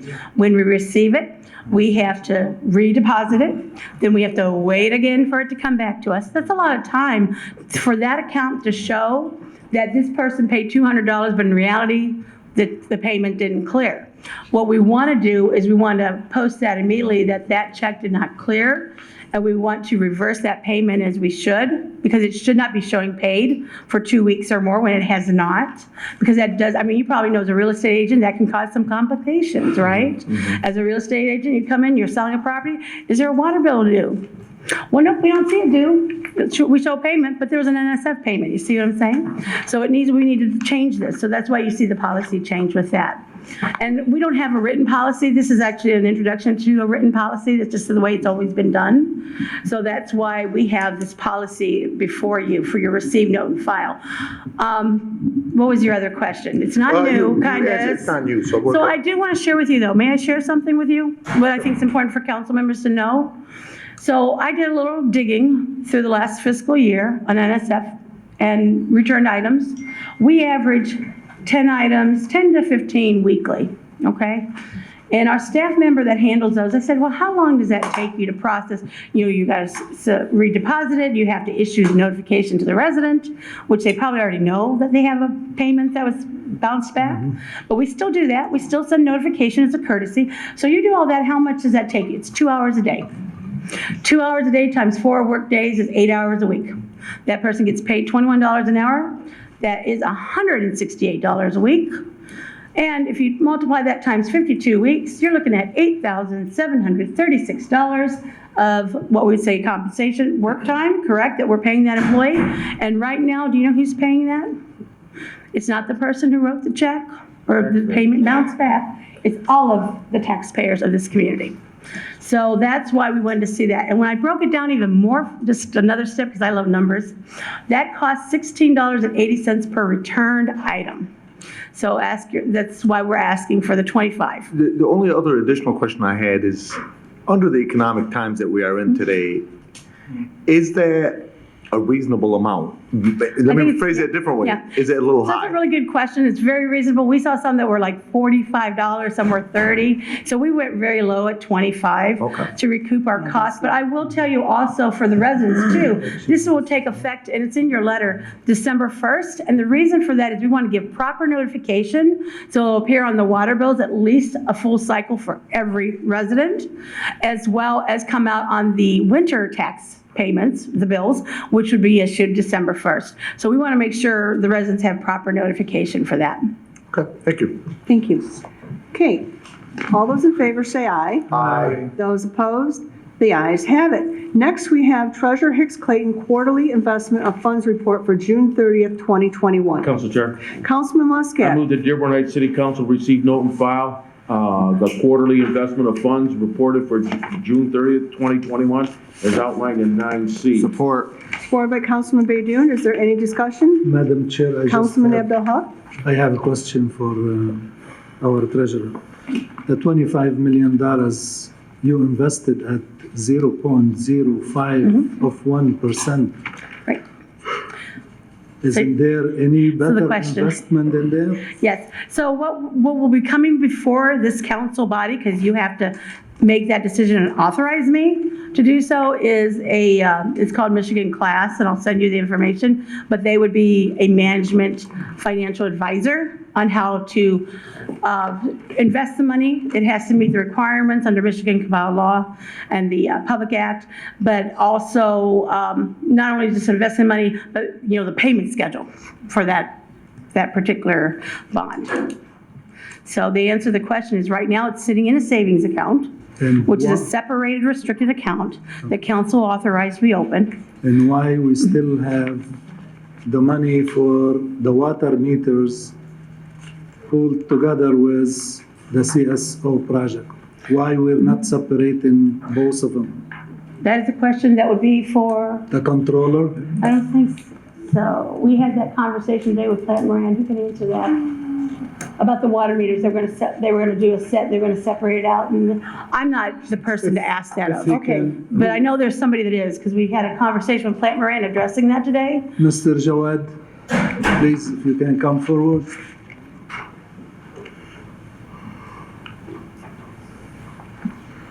I'm sorry, could you repeat that question again? I will repeat it happily. The voters voted for $9 million to change the meters in the city. Okay. And they voted for 16 millions for the CSO project. Okay. Why the money is still in one lump sum? Why you did not separate it into two different GL numbers or two different funds? So for the CSO project, in the new budget, it's going to be separated. The expenses are being separated. We're actually being separated. You're talking about the Yeah, CSO from what I project. see in the investment, we have a $25 million invested in one lump sum. That's the cash account that's on the treasurer's side. That has nothing to do with the comptroller. We do the. Did you separate both of them? We separated. Thank you. Yes. Thank you. Any further discussion before we vote on this? Madam Chair. Councilman Abdullah? So just a quick question for the treasurer, and this is no reflection on the current treasurer, this is across the board. Someone's always been concerned, and I've asked this before, and I'd just like to clarify for some of the residents and, for myself again. I've always been concerned about this, and again, this is no reflection on the current treasurer, but with so much money being invested across the board in many funds, it's always concerning to me to have one person make this decision without, for lack of better words, professional help. Mm-hmm. Meaning, hypothetically, whether it's Merrill Lynch or Edward B. Jones, whoever. Yes. But if somebody, the general public, when they make an investment in general, they're usually bright enough to be able to look up things, just like, of course, you are. But then they also go to a professional that says, hey, no, don't put it in this, put it in this, don't put it in this, put it in this. Oh, this one's too risky. What venues do we use to make these decisions? Because there are millions upon millions of dollars they invested. Right. And with due respect to all treasurers across the board, I'm very concerned if maybe a 19-year-old may one day be elected to our treasurer's office, or 18-year-old be elected treasurer's office, and then they're making decisions on millions upon millions of dollars. Very concerning for me if there's no checks and balances. Thank you. So good question. So when you look at that, first of all, there's a public act that regulates or has requirements for municipal investments. So that's why when you look at that, you see the A2s and P2s. Those are actually the ratings that are required by that particular public act. Right. So that's the first thing. The second thing is we do use Morgan Stanley. So that is our financial advisor. So every single decision that I make to invest money is actually under the advisement of that advisor, that financial advisor. And it has to meet the requirements of that public act. So it's not just something that I look and, kind of put my finger and say, we're going to do this one today and this one here. It is research. We do have the backup. And we actually, it's kind of like you're shopping where what is going to be your best rate, your return on investment, right? And as you can tell, the rates are really horrible, right? You can see that. Can't control that. I wish I could. Right. But we look at that. We also have to look at, for example, we were talking about PEG today. You know, that's coming to mature tomorrow, the investment. I have to look at what money is going to be needed out of that. So how long can I invest it for? I need it fluid. I need diversity. I need to be flexible. So all those things. And again, the financial advisor from Morgan Stanley is tremendously helpful with that. Okay, So I hope thank that you. helps. Thank you. Thank you. Let's move along. Okay, all those in favor say aye. Aye. Those opposed? The ayes have it. Next, we have Chief of Staff Hernandez, the Michigan Municipal Risk Management Authority, also known as MMRMA, property and liability coverage of e-proposal. Madam Chair, Councilman Abdullah? I move that the Dearborn Heights City Council approves and accepts renewal option 1, proposal Q0000129989 of the Michigan Municipal Risk Management Authority, MMRMA, property and liability coverage e-proposal for the period 7/1/2021 to 7/1/2022, and authorize Chief of Staff Hernandez to physically sign or electronically sign as may be appropriate. The proposal on behalf of as may be appropriate, the proposal on behalf of the city. Additionally, the city approves the payment of $1,465,334 to MMRMA for the city's annual contribution stemming from the city's approval and acceptance of this proposal. Moreover, provided the mayor also authorizes any such payment as a necessary expense, the city council authorizes warrants to be issued for the payment of amounts toward the city's annual contributions, with the total amount of these payments not to exceed $1,465,334. By doing so, the city council is authorizing any such warrant and payment without prior authorization to the city council of the specific warrant and payment as permitted by and consistent with city charter section 8.9. Furthermore, with respect to the net asset distribution options, the city chooses to deposit in its bank account $896,305 in the form of an electronic funds transfer. Authorizes Chief of Staff Hernandez to complete the net asset distribution option form accordingly, and authorizes Chief of Staff Hernandez to sign this form electronically or otherwise on behalf of the city as the city's member representative as outlined in item 9D. Support. Supported by Councilman Muscat. Is there any discussion? Madam Chair, Councilman Abdullah? so I wanted clarification on this, and this is no reflection on our Chief of Staff, Mariana Hernandez, who's doing a tremendous job. So no reflection on her. This would be for the next 50, 60, 70 years, any Chief of Staff. So that's why it's not a reflection on her specifically. But I have a concern with such high amounts being approved and signed on by our Chief of Staff versus either the mayor or, even better than that, the mayor and the treasurer or the clerk, et cetera, et cetera. That's very concerning for me. Again, no reflection on our Chief of Staff. I don't know where she's at. Hello? There she is. Oh, sorry. So no reflection on her, but I don't want this to be official for the future. And then the question I had is, who looks this over? You have here, and I went through the coverage as well as I could, but obviously I'm not an expert in insurance. Who looks at this second question? Who looks this over to make sure that we have the right types of coverage, right types of plans, right T's crossed, right I's dotted? Thank you.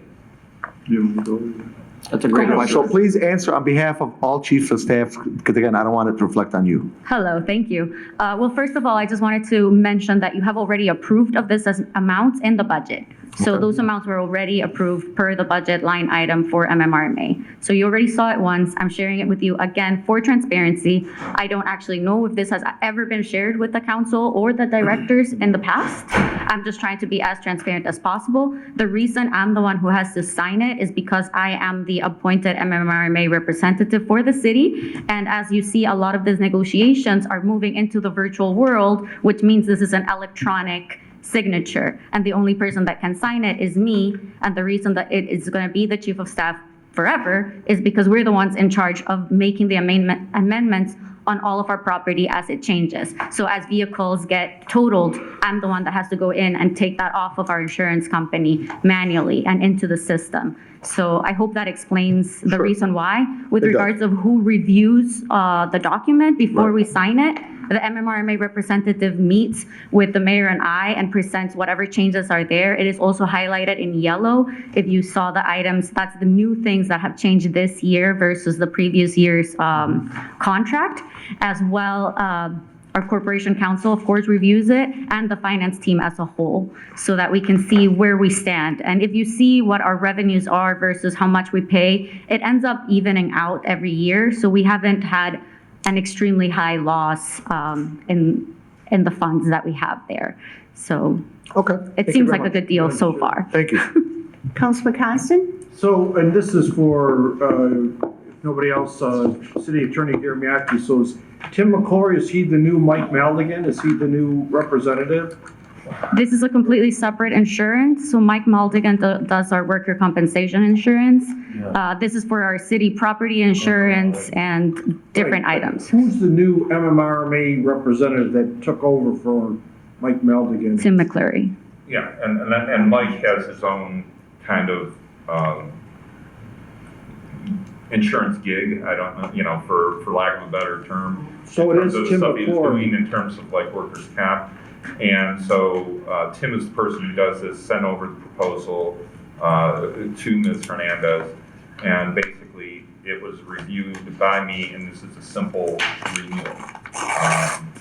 So, we assume that coverage would be what you would want to continue with as we've had in the past. Thank you. And just to note, if you see, there's always an option for us to increase our contributions, and we chose to stay just exactly the same as it was last year. We don't see the need to change it at all at the moment. Thank you. Any other Council Chair. questions?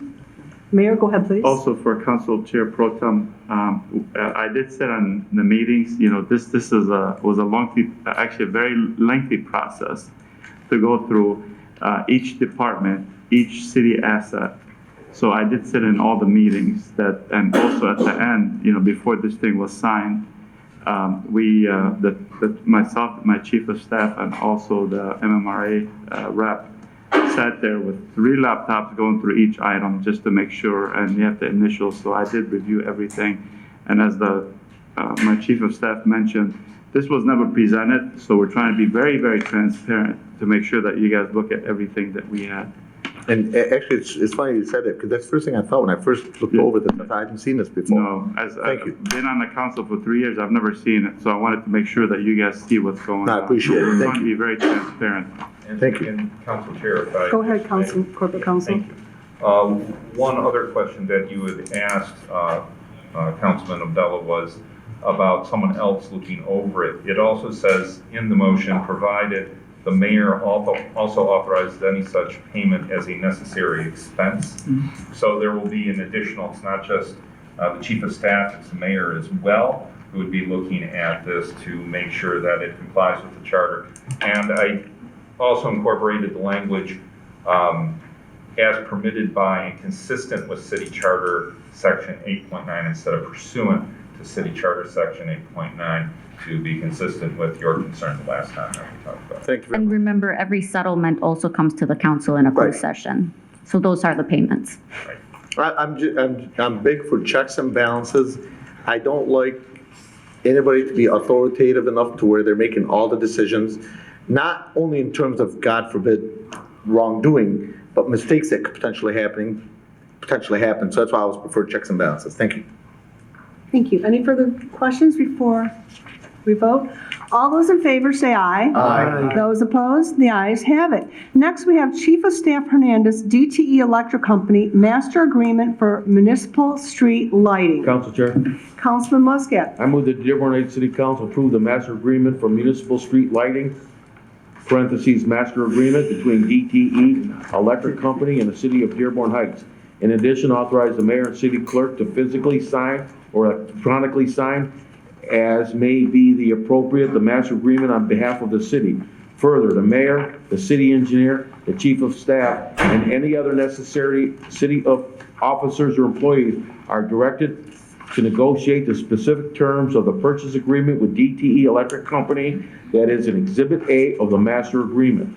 After negotiation of an appropriate purchase agreement, the proposed purchase agreement will be presented to the council for approval and authorization of appropriate signatures as outlined in 9E. Support.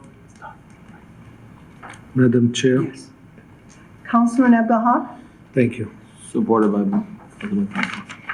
Can you tell me if we budgeted for this item in the budget?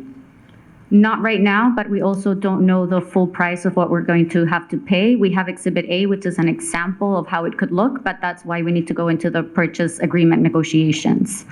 And we will find the funds as soon as the budget is closed at the end of the month, hopefully. I would really recommend to the administration, the money we received from the federal, from COVID. I don't know if we can use it, or should we bring it to the city council to disperse it so we know where we're going to spend that money and if this item is eligible? I don't believe this item is eligible because it is a single provider and we're not going out for bids for it. So, Mr. Jamal, correct me if I'm wrong, but it is not eligible for the ARP money. Okay. Can we hear from Mr. Jamal?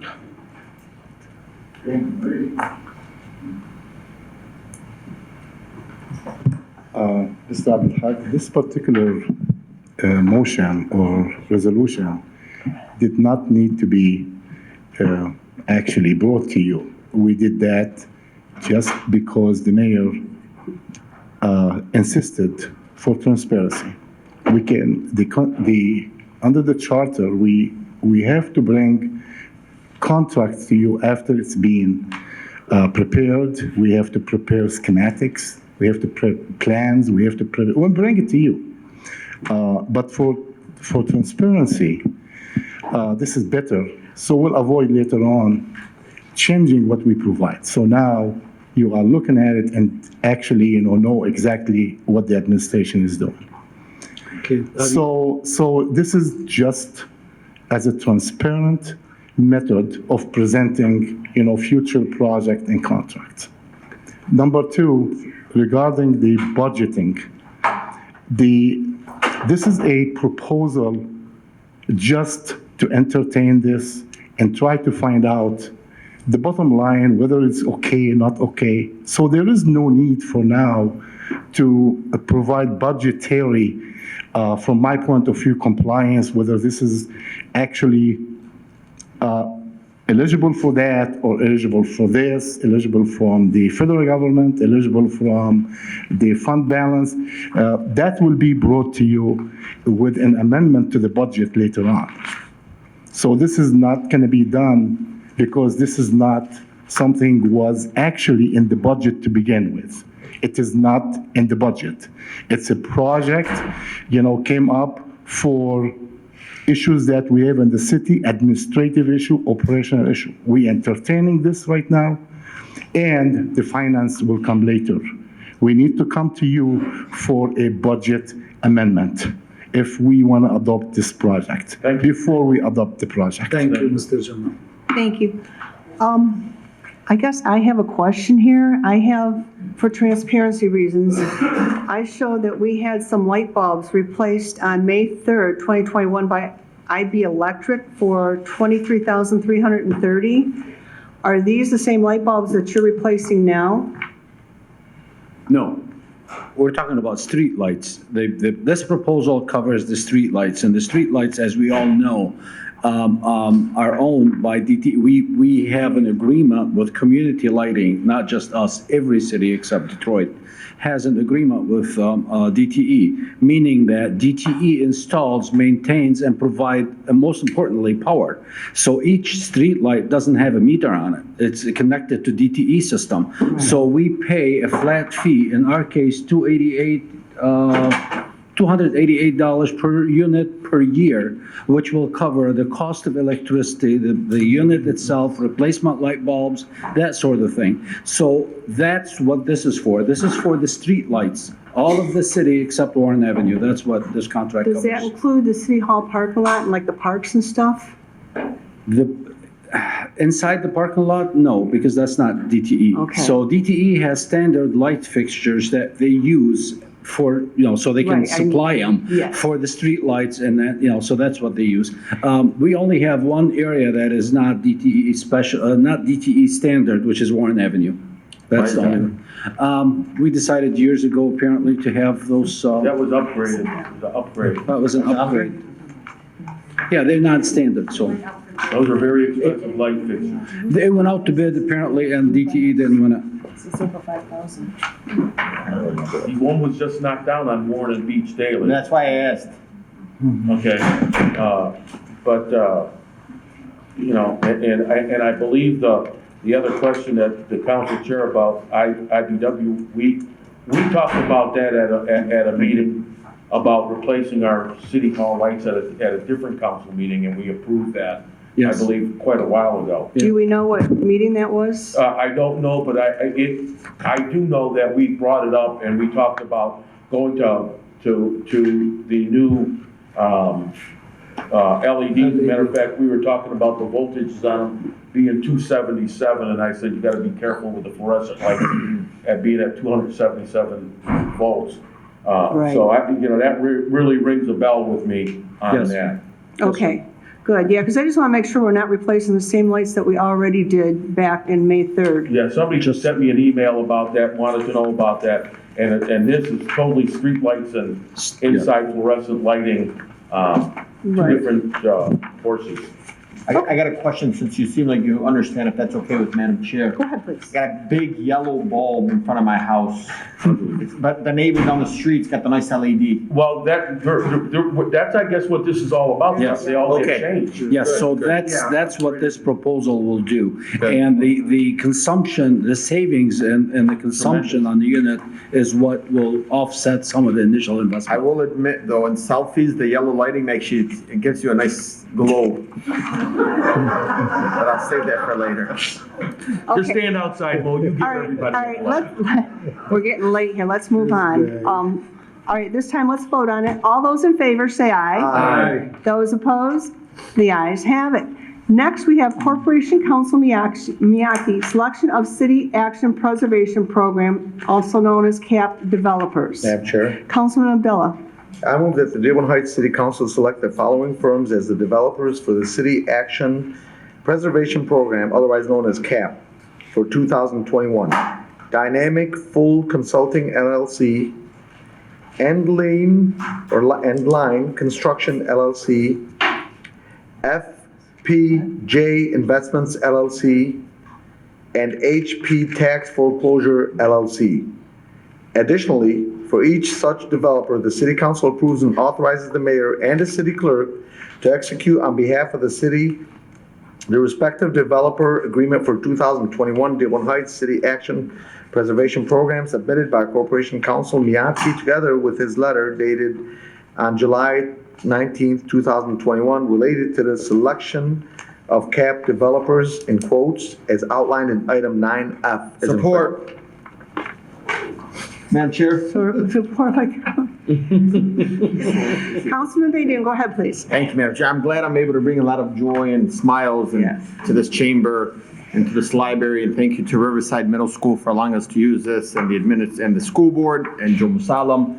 But I'm really disappointed when I saw this on 9F. I want you to know, this is to the administration, this is, I don't know why they thought this was okay to bring back without accepting any other bids.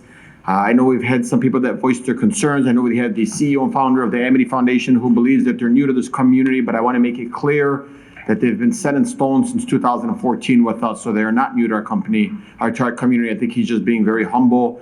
I know there were some words like fraud, and I know Councilman Abdullah specifically asked to say, are you assuming fraud? I don't want to go back and forth with the fraud thing, but I do want to refer this back to the administration. Okay. But before Sorry, we have a motion on the table. We have to entertain the motion first before we can. Well, I know, I'm just adding on to this.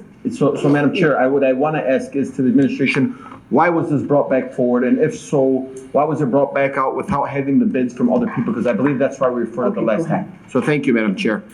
And so to the mayor or our corporate counsel, I really want to know what crossed your guys' mind to bring this back as the same exact agenda item with no other bidders on here? Madam Chair? Go ahead, Mayor. I can talk a little bit about why, but I also want Mr. Miyake to chime in.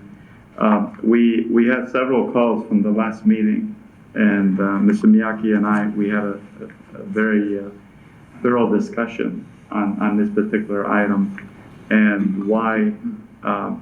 Well, two things. One is I did go to the department that it was actually when it went out for bid. And I did talk to the person that sent it up, and we went through and looked at all the documents, and there was only those 4 that were presented. With respect, 2 weeks ago, though, we said we were gonna go open back up for bids. Well, we already we had checks from the 4 bidders. We accepted the checks from the 4 bidders that we had previously. So we have to put another motion on the floor to go back, refund the 4 bidders that had initially put the bid on. So that's another motion that has to go on for the council to approve to reimburse the 4 bidders because it was accepted. I mean, the checks were deposited in the city account, obviously. So that's the first one. And there was a lot of on the other side, there was a. I don't know if I want to. If I may. Yeah, please. Okay. Just to amplify on what the mayor just ended up indicating. The mayor indicated to me that he checked with the responsible individuals. These were all 4 bids that we had ended up receiving. And then the mayor said, he was concerned in terms of transparency. And I said, yes, and, let's just be clear about this. This type of program is part of what led to the problems in the city of Taylor with respect to some issues in terms of contractors basically getting this type of. I just want to, for the record, on the record, I got nothing to do with anybody. I want a fair and respected bidding process. So I want to say for the record to everybody in here, I got nothing to do with anybody. So I don't like the intimidation of look what happened in Taylor because I'm not doing that. I just want to make that, and I don't think any of my colleagues are doing that either. Well, but here's the point. It's a question of whether or not we look like we are doing things in a transparent way. If we are taking a certain RFP process and then changing it after we're done with the RFP process. Now, we can potentially do that, but then the mayor suggested, and we have other properties that are going to basically be coming up that aren't going to be part of this CAP program, and he's authorized me and given direction, actually, I should say, to both emergency manager Gavin and me to work on that part of the program. And we want to get this part of the program going so it's moving and then come back to you with other programs that would be comparable. And then these other individuals that you've mentioned, maybe we could have something where we have a bunch of nonprofits that basically end up putting in for something. Or there are people who talk about things in terms of property lists. But we want to end up having a program so no one ends up saying people are choosing certain people. I just want you to know, and with respect, from what it looks like from the outside in, it looks like the 4 have already been chosen and everybody else is being denied. But everyone had an opportunity to basically. But and so I'm sorry, but I don't feel like then we published it right because I'll tell you this, I didn't know we were going out for bids for it. And maybe we did, but I couldn't go out and tell the public. You guys authorized it. We did know. Authorized it. Okay. We authorized it. So I just want you to know, I'm to my colleagues, I'm going to ask us to refer this back to them. And if we have a new program, then let's do this. Let's add all of it in one, and we can accept those for any other new bidders. Well, Go ahead, Mayor. Go ahead, Mayor. Well, the mayor ended up saying another point, which is, look, the longer this goes on, we have insurance issues and upkeep issues. But some of these properties aren't going to be treated the same. The properties we have here are tax foreclosed properties. We can't, so to speak, make a profit on these because essentially then we have to pay that money back to the Wayne County revolving fund with regard to these types of things. So the program specifications are a bit different in this circumstance than they might be for the other properties.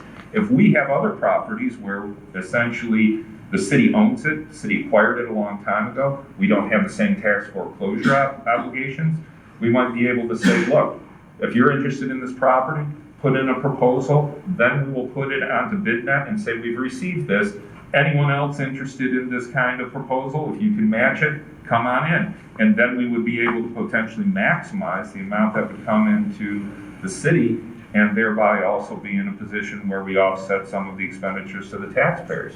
So this is part of what we've talked about. Council Chair? Councilman Muscat? You know, as much as I'd like to extend an opportunity for such a great gentleman to bid on these properties, I agree with the gentleman that came up here before that said the thought that the bid process, I do disagree was fraud, but I do agree that the way the bidding process was handled in previous years with a previous administration didn't seem like it was going very well. And that showed evidence, again, in Taylor, what happened with Taylor. Once we start opening the door like this, that we always gonna either return back to the administration or allow somebody else to come and bid, we're opening up the door for Ray Muscat to come and say, wait a minute, I wanna be on that list too. And bid on it. But I should follow the procedure. It was already, we approved to go out to bid. We all did it. I think it was a 7-0 vote. We voted on it. Now, is the bid process hard to go through? I don't know because I don't bid, but according to the people that do the bidding, they say it's a very difficult way to get on BidNet and do it. But everybody had the opportunity to bid. You could have bid, I could have bid if we wanted to. I don't want to bid, just for the record. No, I'm just saying, but the bid process was open. It was open. But clearly it's not clear enough for the residents. We got residents. But again. And they're not all the residents that called me are here. But I'm just saying, Councilman Baydoun, we approved the way this was bid. We did this. We all approved it. It was brought forth to council.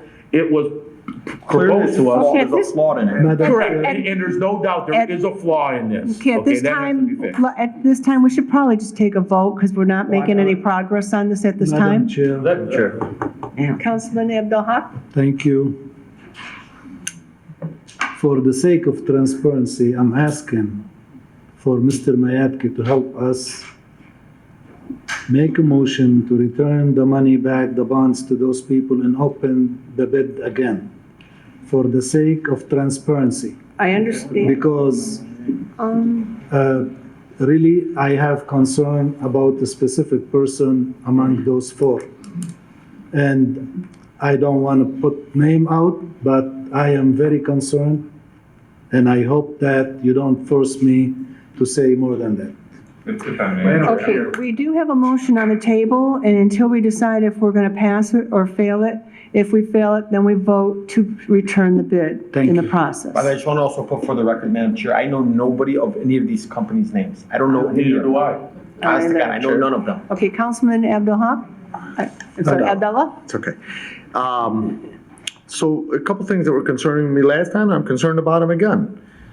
The previous years when we put it out for cap, up to and including the fact that in 2020, we didn't have any cap properties. Is that correct? We didn't have any. There was nothing for 2020. Okay. There were only 2019 and 2021 properties. Right, we didn't do it in 2020. So the fact that we didn't do it in 2020, and then here we are in 2021, in the past, we had, again, I'll repeat again, a multitude of potential investors that want to do this. And I'm not accusing, I want to make it clear, I'm not accusing. But I was just concerned that I don't think it was promoted or whatever it is. I don't know the logistics, but the bottom line is it wasn't enough to get enough people out. Because the last time we had about 12, 9, 10 different people or companies to select from, and we interviewed them as a council, and we made a decision as to who we thought would be a great match. In this particular case, I found it kind of concerning that only 4 bidders came out. And I find it a little bit more concerning, especially honestly after a comment from Councilman Abdul Haq, that we have four LLCs. I have no clue who's what and what's where. And then we're going to just approve them just based on the fact that they made a bid. Very concerning for me. I think some were disqualified, weren't there more? No, actually, I think there were fewer because there are so many fewer properties than we had previously. And in this situation, if I may, 3 of these developers and emergency manager Gavin was the person who was more involved initially in this. So if he wants to chime in, he would know more than I would on this point. But 3 of these contractors were in the previous program and all did what they were supposed to do. And then there was one new firm from Dearborn that emergency manager Gavin, I don't see him, basically vetted and said they also look like they meet all the requirements. And it's like the whole idea was, and especially because this council went and voted last time, there was the one company that came in and didn't have the best bid proposal, but you said you kind of more the merrier. And so we added them on. So this time we said, look, there's 4, they all seem qualified.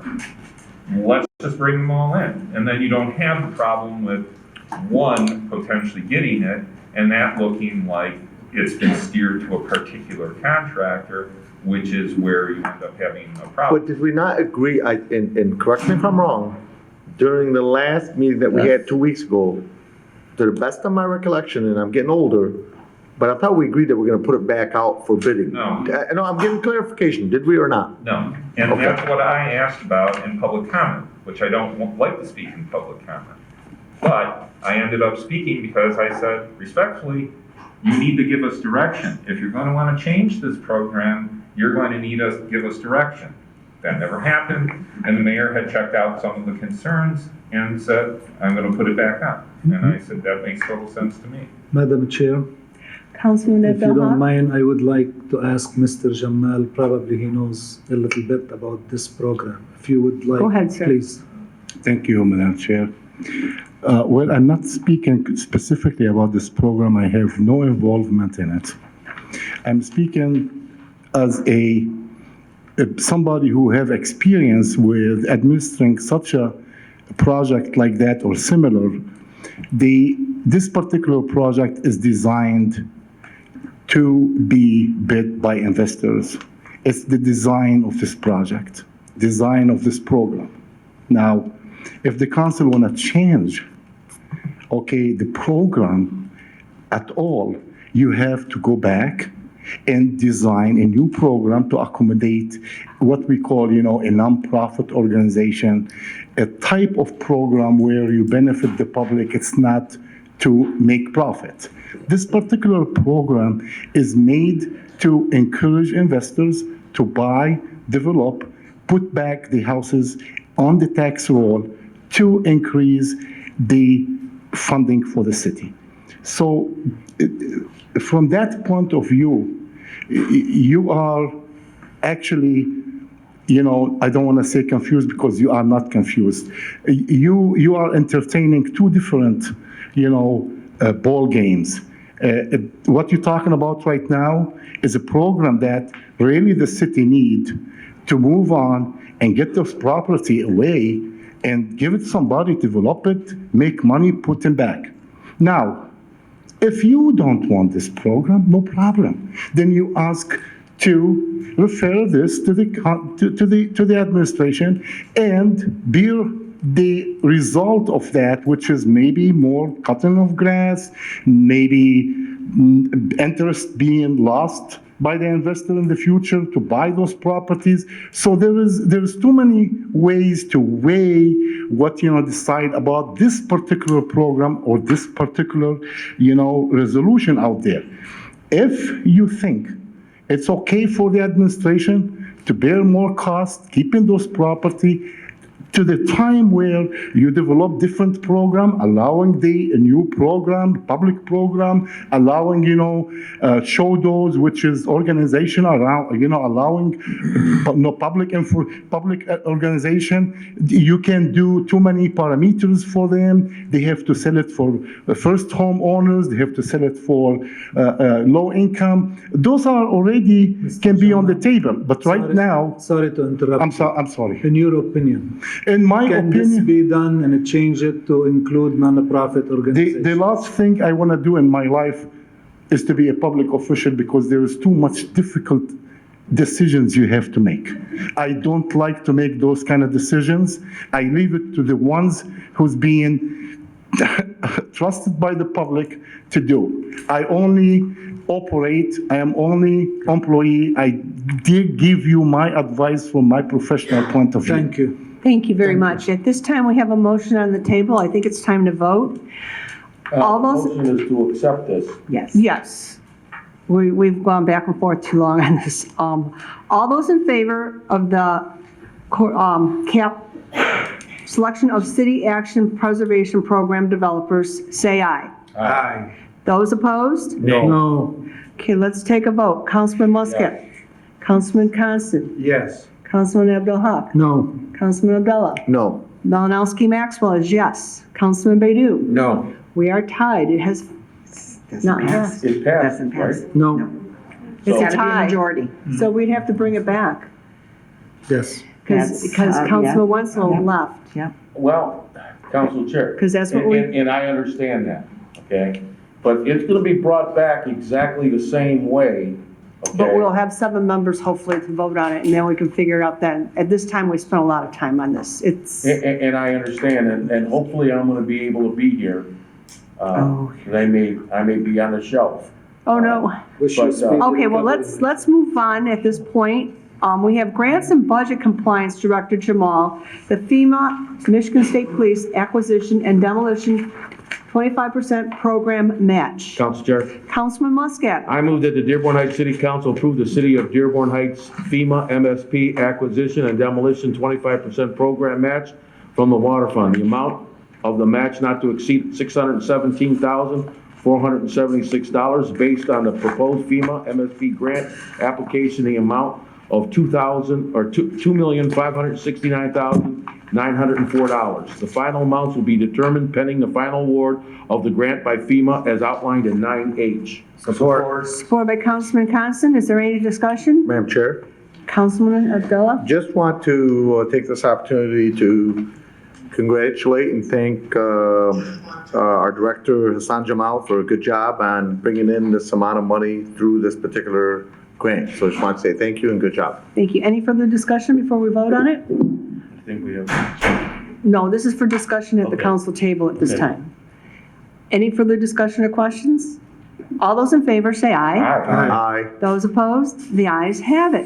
Next, we have Grants and Budget Compliance Director Jamal, publication of FEMA and then Michigan State Police public notice for the acquisition and demolition program.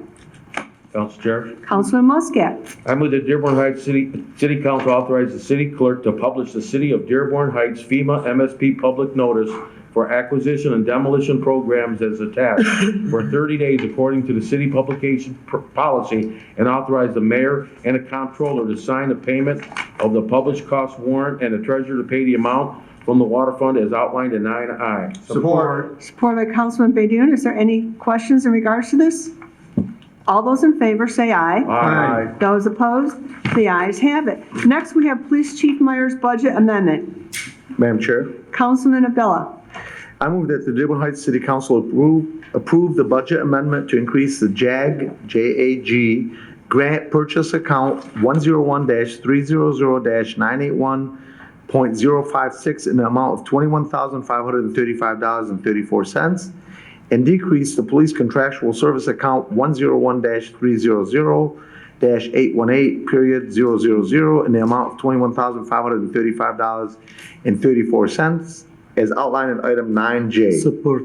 Supported by Councilman Abdul Haq. Is there any questions in regards to this? Madam Chair, just had a quick question for the Go chief. ahead, Councilman. Was two things. Number one, what was the purpose of this particular change? Number two, if you could clarify for us what specifically is JAG? JAG. Okay, we'll start with the easier question. Justice Assistance Grant. Thank you. So that's what JAG stands for. It's a federal program to help fund law enforcement and public safety. Why the amendment budget needs to happen is we're working on language for next meeting to make purchases with that money, and in order to be properly accounted for, and I'd probably bring the comptroller up, but we need to have a better tracking of the money as it comes in and what accounts it in. This is the first step. We needed to get the money out of capital outlay into the budget account or into the grant account so we can make the purchase. And then once the purchase gets refunded, we can put the money back in. Would that be a good explanation. Pretty good for this guy trying to talk accounting. Thank you very much. All right. Thank you. Any further questions before we vote on this? All those in favor say aye. Aye. Those opposed, the ayes have it. Next, we have Police Chief Myers' purchase and payment for extended maintenance agreement for in-car cameras. Madam Chair, Councilman Constant. I move that the Dearborn Heights City Council approve the purchase of an extended maintenance agreement for the Mobile Vision in-car car cameras through Safe Fleet in the amount of $5,250. In addition, also authorize the mayor and comptroller to sign the payment warrant and the treasurer to issue payment from contractual service account as outlined in 9K. Support. Supported by Councilman Abdul Haq. Is there any discussion? All those in favor say aye. Aye. Those opposed, please note that Councilman Abdullah is absent for this vote.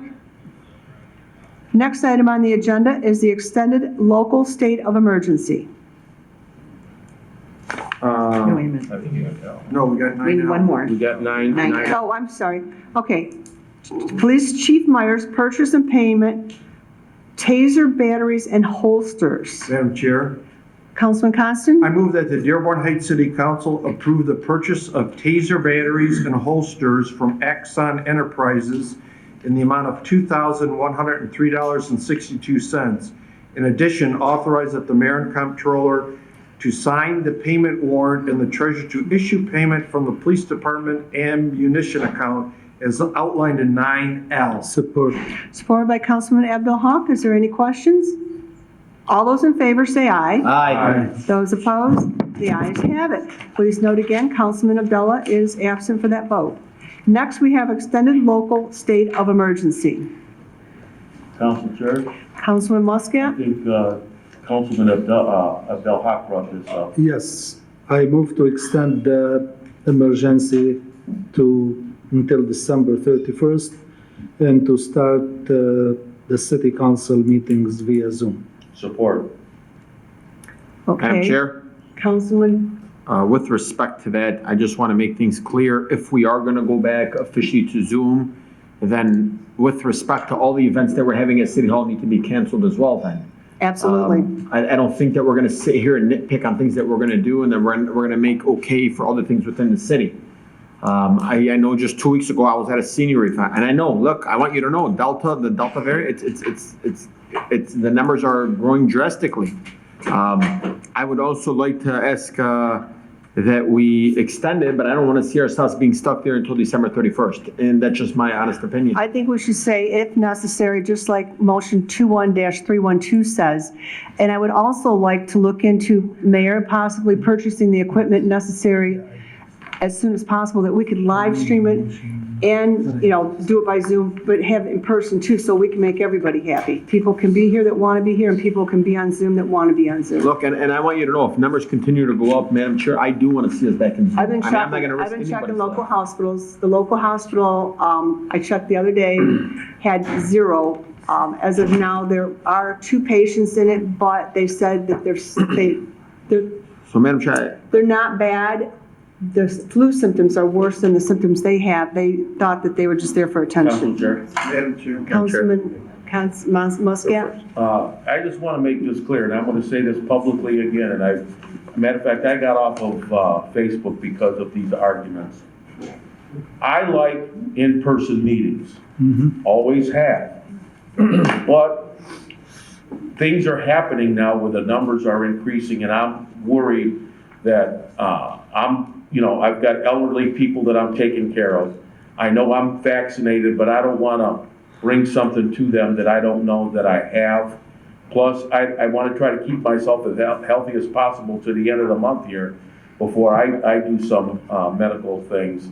So, but I just want to make that clear. I am in favor of these meetings being live.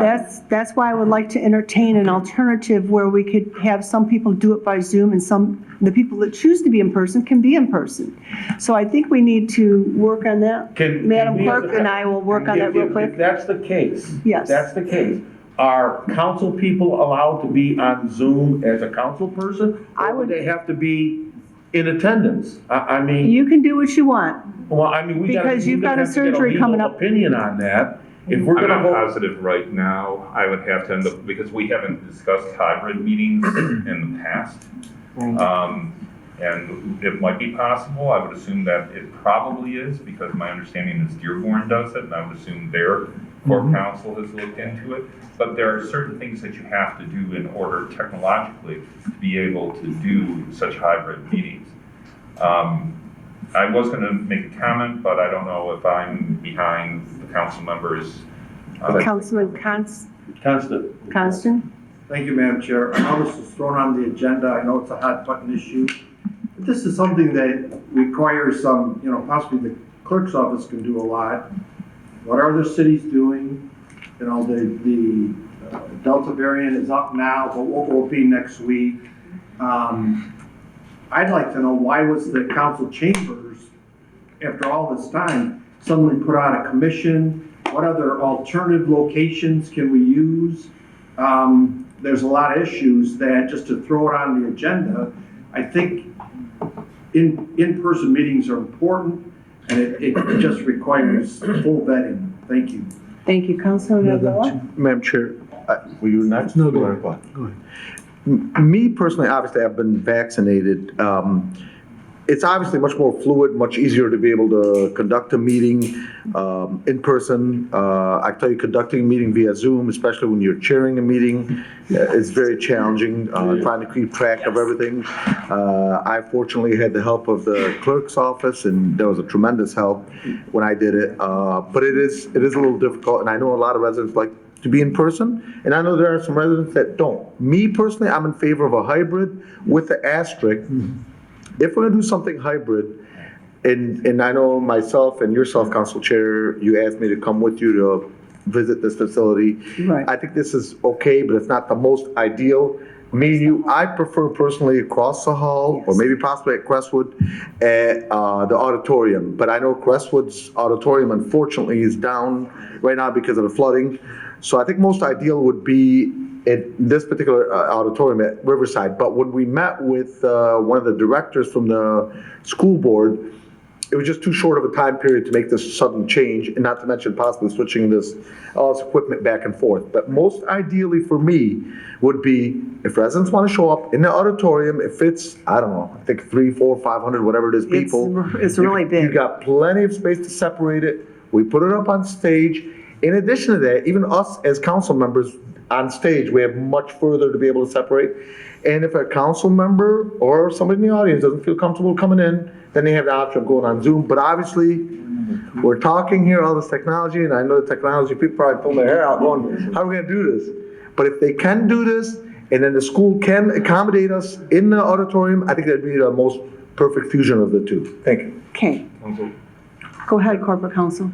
I just want to comment on a few things. One is that we can do these types of virtual meetings until December the 31st, as long as there is a local state of emergency. The Open Meetings Act specifically authorizes that. Two, as the mayor indicated in an email, I believe yesterday, we're number 3 in the county with respect to COVID cases right now. All right, so we're not in a community that is not at serious risk. And my recommendation in terms of wording would be a little different, just to be clear, so we don't end up having issues in the future, which would be to extend the local state of emergency until December 31st, 2021, and further to direct that the city council meeting shall be held virtually until another vote by the city council. And that way, the council as a body is making the decision with everyone feeling comfortable and not comfortable under the circumstances. I like that. Well, personally, like I said, I think it's better to do in person. It's more personable. Also, too, with all the different activities going on in the city, such as the Beatles tribute band and 50 amp fuse, we see everybody here, a lot of people here are at those events without masks on, including the senior picnic. You and your mother were there, and everybody's there, no mask worn. Matter of fact, I had several pictures. That's my mother-in-law, not my mom. Okay. I saw several pictures that people sent to me of council people there with no mask on and interacting with the seniors. And there is other events where they've had face painting with children under 12 that can't even get the vaccine. So we need to look at the big picture, not just city council alone. There's more to it. I agree with you, I do, but I also want you to keep in mind that numbers are going up. I got a friend that's on a ventilator right now at the age of 45. Oh, I'm willing to go back to Zoom, but I'm not And so if the gonna, numbers are going to go up for the sake of the residents, we must go back to Zoom. However, I don't see it right now shooting. We don't know what's going to happen. If next week the numbers are in the 40s, 50s, we should go back to Zoom. We I should. agree to that. We will look If at the it numbers next. are at 5 or 6, and I know we're number 3 in the county right now, but with respect to that, I mean, we haven't seen a number past 14 yet in Dearborn Heights out of 53,000 residents. And I'd like to believe a lot of it are people that are not vaccinated. And I'm not requiring anybody to take a vaccine. I am vaccinated. But I don't see, I would hope, I don't know, I can't predict the future, but if we don't see big numbers by jumping to 50, 60, 70, then I think we're okay. But if we start seeing numbers shoot up, we should go ahead. So I would agree to that motion with recommendation of corporate council. I would agree to what Mr. Mayatki said, and I do Which is modify, to do the, If you want me to. go ahead, please. To motion to extend the local state of emergency through December 31st, 2021, and further to approve or to require city council meetings to be held virtually until a vote to the contrary by the city council. So we're voting to go back to Zoom, and if we want to get out of Zoom, we would have to make another vote? Well, see, we have a motion on the table right now, and I think it piggybacks off a motion 21-312 where if necessary of the local state of emergency stemming, we can go to Zoom. I don't want to commit to Zoom. They're a hard meeting to run. And the council chair, if I may. And we do have this motion on the table. The difficulty in this situation is Councilman Abdelhak's motion did not contain the if necessary language. And you see it as being a matter of if necessary. Part of the issue in the letter that I wrote was the idea of what was intended. And we need to have, just clarity would be helpful in this situation. And then because otherwise we're going to get into the situation where you might feel it's not necessary 3 weeks from now, but Councilman Muscat may feel it's necessary 3 months from now. What I would like to do is put if necessary, and on Tuesdays, call the mayor, we'll discuss the numbers, we'll look at it, and we'll decide if we feel if they're going upward, we should go to a Zoom. If they're going back down, then we should go back in person. I would be willing to do that. Because that would put that on us to decide. Because like I said, we as a council didn't agree with the way you wrote the original motion. We only agreed to it if necessary. And I will not agree to anything unless it's if necessary again, because the numbers could zero out in a month. Then let the body make Then a we decision. can go back and go to in person. Council Chair. Councilman Abdullah? So I'd like to ask administration, the date of December 31st, what does that signify? Like, why are we, because to me, we're kind of committing just too long-term with the state not committing to, I mean, like right now, there's no state of emergency, at least as far as I know in the state, there isn't. Well, there is for Wayne County. For Wayne County, Right, but not the state. They've done the same thing that we're talking about. That is the maximum amount of time under the current version of the Open Meetings Act that we can do that. But that's why I suggested you have it, extend the local state of emergency, and then you can end up having it that if you as a body kind of come back and say, look, I don't think we need to do this anymore, our numbers are low, then you can end up making that decision. Otherwise, part of the problem is that it leaves it to you, council chair, to make the decision on behalf of the whole body. And it also puts it on the mayor to make a decision, so to speak, for the body at the same time when really the body should. So we go to the same issue. Should we have maybe a study session on Tuesdays to come quickly and vote? I think we should just vote on it. If it doesn't pass, we entertain another motion. Because if the motion does not So say if necessary, then I'm not going to be in favor of it. I just don't feel to I would like commit. this, can we flip the reverse? I'm sorry, Madam Chair, I didn't mean to Sure, cut you go off. If you want to shorten the time to November 25th, that's fine too. No, I'd like to see it till December 31st. I would, but what I would like to keep it as, where we're still in person, but if numbers continue to go up, we'll switch to Zoom. So instead of switching to Zoom and maybe coming back to in person, we'll keep it in person, and if the numbers go up by next week, we Well, can. here's one of the other things that, I'm sorry. I'm going to agree with that. I agree with that. One of the other things You is that agree there with that too? are other city Councilman? commissions and boards that may want to end up continuing to do this. For example, the TIFA contacted me, and I said, yes, as long as there's a local state of emergency in place. So extending the local state of emergency allows everyone who wants to potentially do the virtual meetings. And then you have the second part of the motion, which basically says, and this is what we are going to do as a council. And this is how it's going to be controlled. And that's why I suggested it, because I look at it as But I would like it if I was councilman. Where we're in person and we go to Zoom if it gets If the numbers I get bad. agree with that. But And under so does whose, Councilman but under Constant. whose Under the, authority? under the Under council's the body. city council as a whole. As a whole? Let's figure out a number. Yeah, And we if have to it make sure. holds, And plus the word, if the numbers go up, is very arbitrary. I can tell you that from negotiations and contracts. You can't put that type of term. That's too big. Unless it's a. if they hit 25 on the Tuesday of, Council Chair, may I? go ahead, Mayor. Okay, I did send an email again to all the council, and I did say, that's from what the county and CDC, that we're the highest numbers in Wayne County. Okay, look at it. Look at this, no mask, okay? This is ridiculous that we have, I did send an email. I mean, the safety of everyone is my responsibility. So if you as a council, okay, if our numbers, okay, then the council is responsible for the safety of the residents, because I oppose getting our residents exposed to COVID right now with the numbers being high, especially with the Delta variant. Okay, this is not a joke. As Councilman Baydoun said, his friend is on a ventilator. We've seen cases. I'm in meetings with Wayne County, with the health department. I'm listening to these cases. I'm not going to hospitals, visiting, calling different hospitals, but I did get an email from Beaumont. Their beds are almost full with COVID cases. Okay, so I didn't call, but I got an email the other day from Beaumont Hospital. Yeah, see, And there's Wayne County, their numbers don't lie. I mean, we're looking at the numbers. We're the third.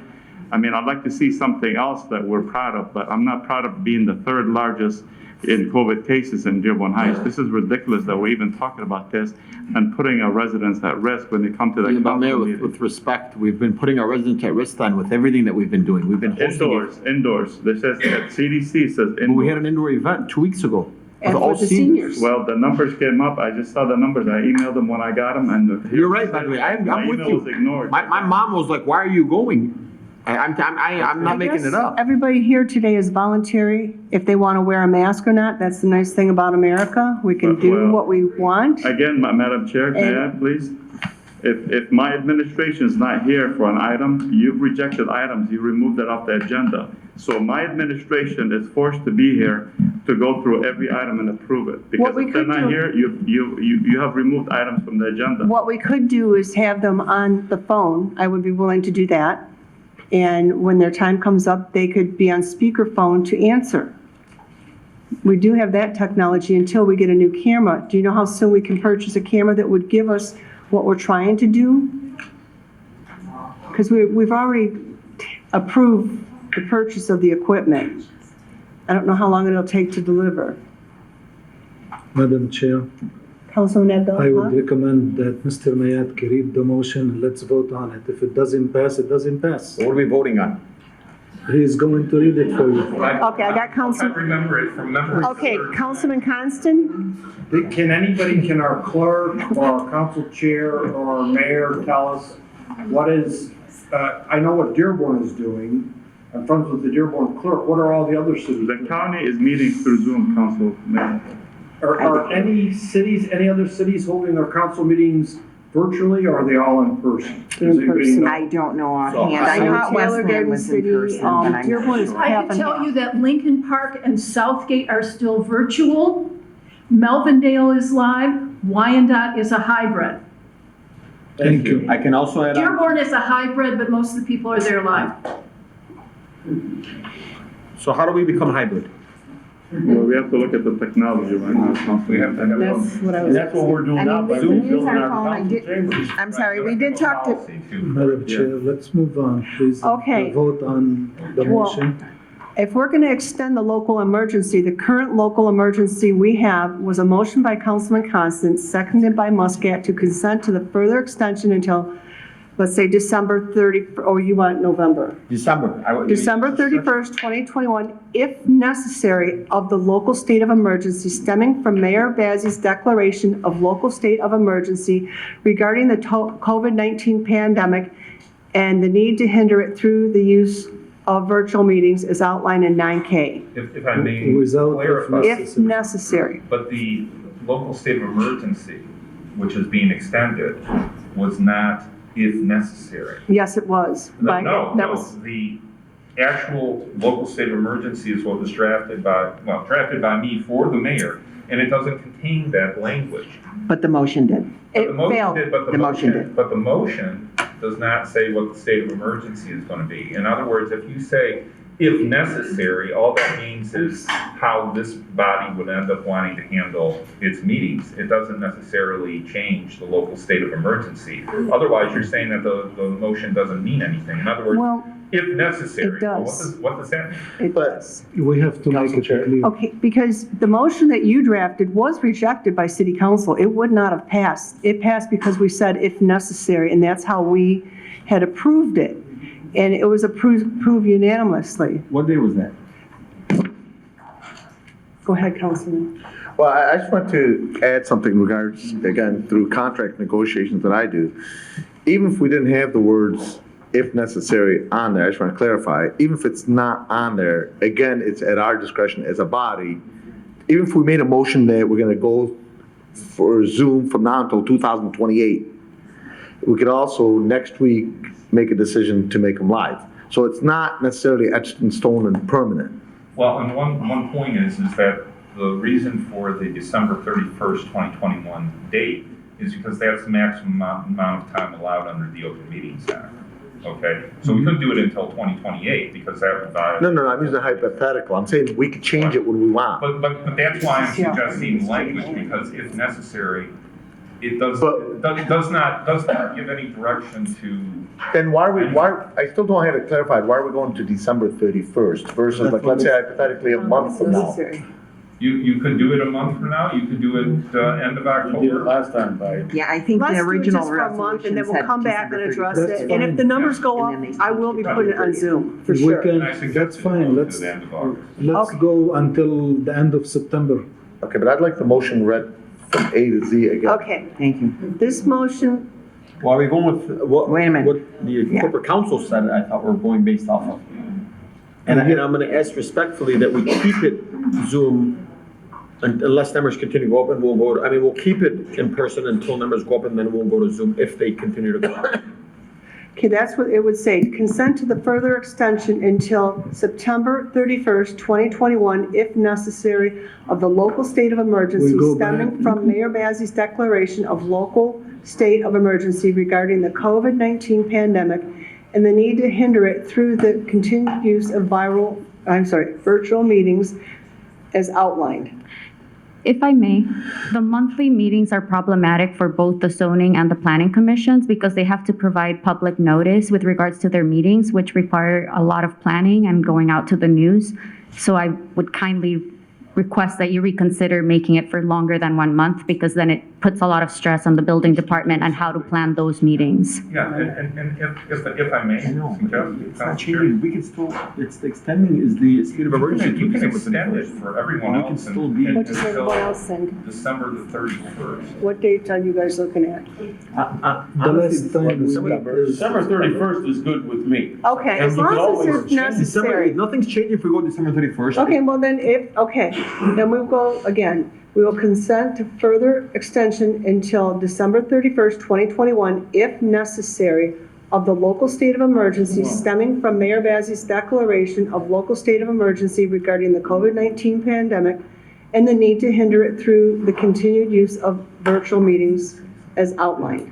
Support. Supported by Councilman Muscat? Are you making the motion? Yes. Yes, I did. And is it till September or December 31st. We had They the want till December I made the 31st, motion but and it's- it was seconded. We didn't vote on it. Well, I'm clarifying what the motion is because we're changing the This date. is my motion, Madam Chair. Okay, I will make this motion without if necessary.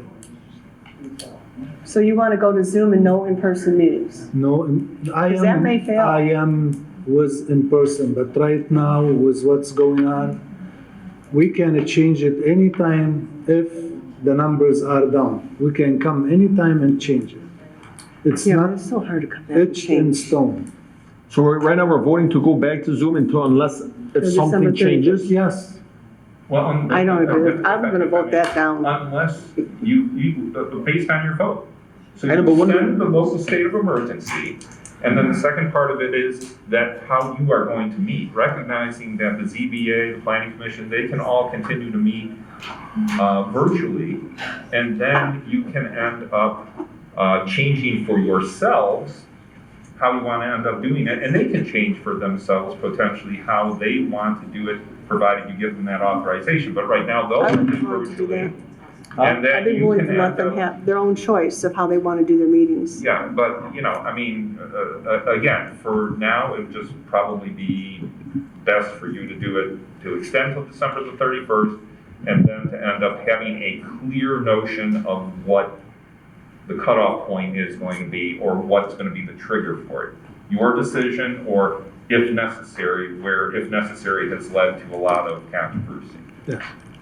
Well, no one's been hurt Madam- so far with the if necessary, and we are watching the numbers. I have been watching them all along. Matter of fact, I checked with one of the local hospitals, and they had 0 cases for over 30 days. That has changed this last couple days, I don't know, but I have been monitoring it. Council Chair, I do know the majority of the people that called me want us to stay live. I don't agree do. with it to a point, but I'm just stating fact, and I can't. They want you to be live in person? Well, we've Yeah. got this gentleman here live streaming, right?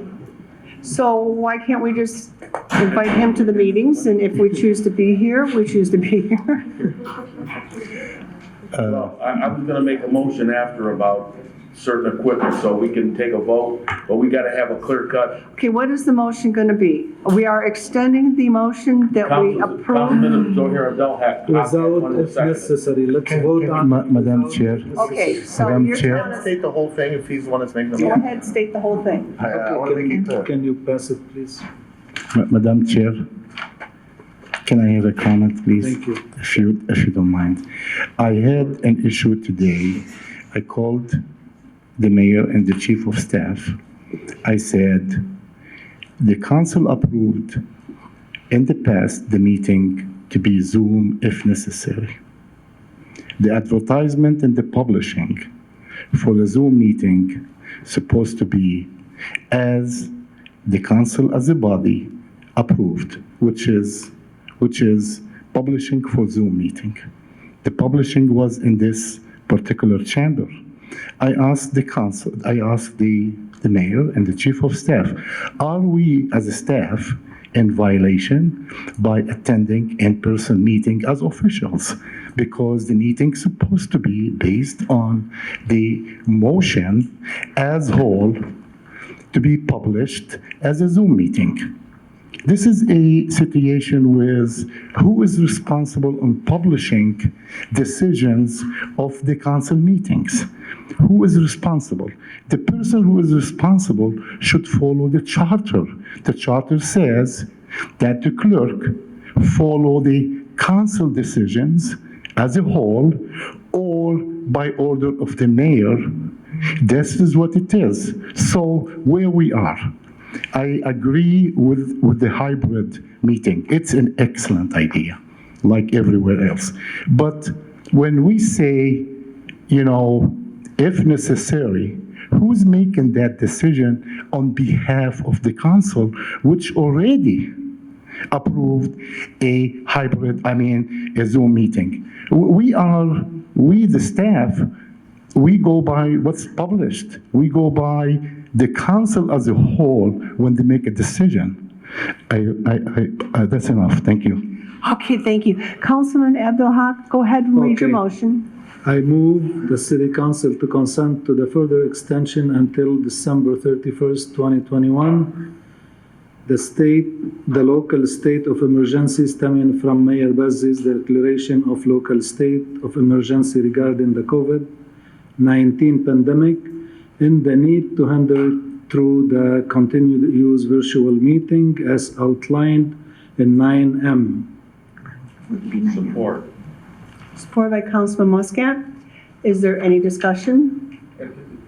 So therefore, if we vote and we pass this, we will go to Zoom meetings until December 31st, correct? Yes.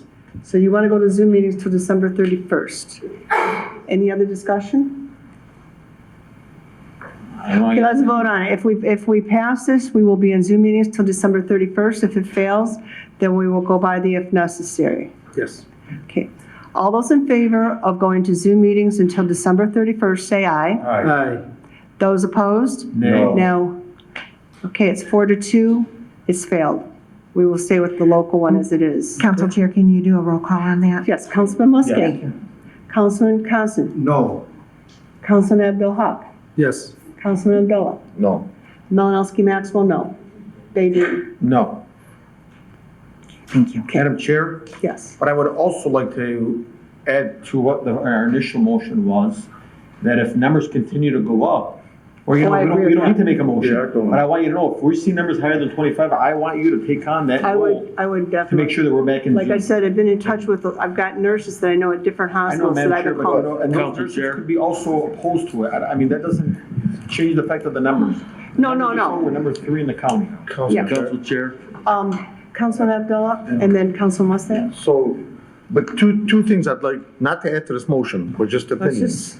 Okay, I know that multiple times it's been stated, by you that the numbers are not up. Okay, I'm not an expert, I'm not a medical anything, but all I watch is on the news every single day, Channel 7, and I just watch those numbers go up or go down, and they have been going up. So just for full disclosure, at least based on Channel 7's information, the numbers are going up, and newspapers, of course.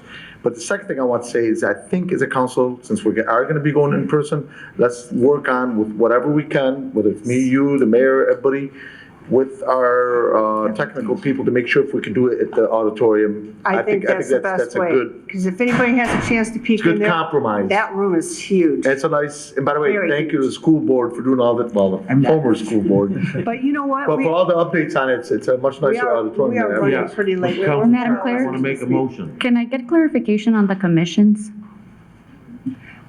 I would say at this time, the commissions would be able to go under this one still. Can I You would ask need to cor- extend can I the ask time. Corporation Council? We does have that- already failed it, sorry. Does the Wayne County state of emergency cover the boards and commissions?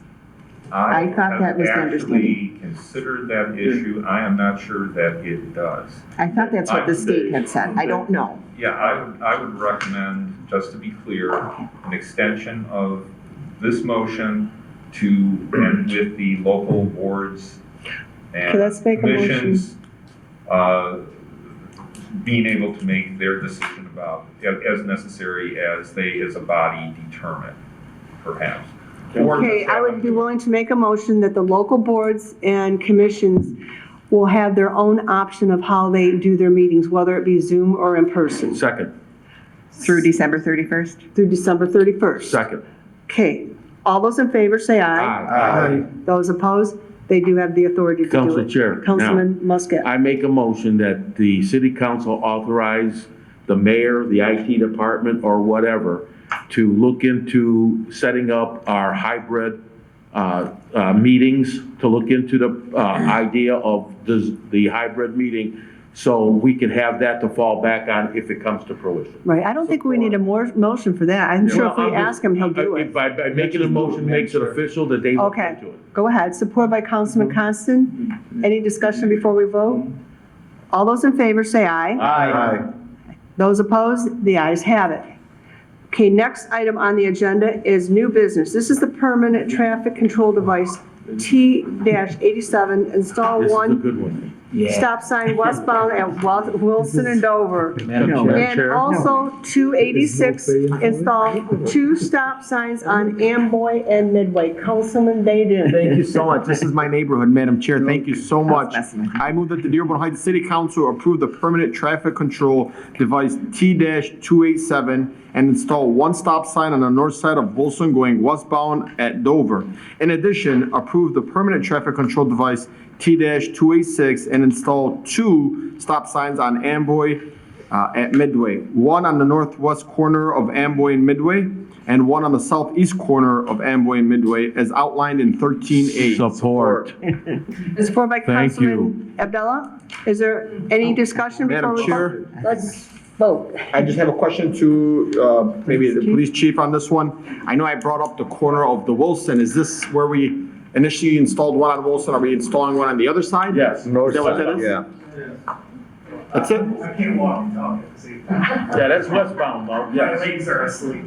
Oh, What? And so it's just this question, it's for the residents, so in case they're watching at home. We installed one on Wilson, and now we're installing one on the opposite side on the west side, correct? This is all in response to citizens' complaints because of the speed on both, not just that one, but on the other one, about the length of traffic that people can go and the speeds that they can get to. So this is another effort to try to slow the speeds in the neighborhoods. You're doing a great job, chief. We It also appreciate it. makes it nice for the people that are headed eastbound.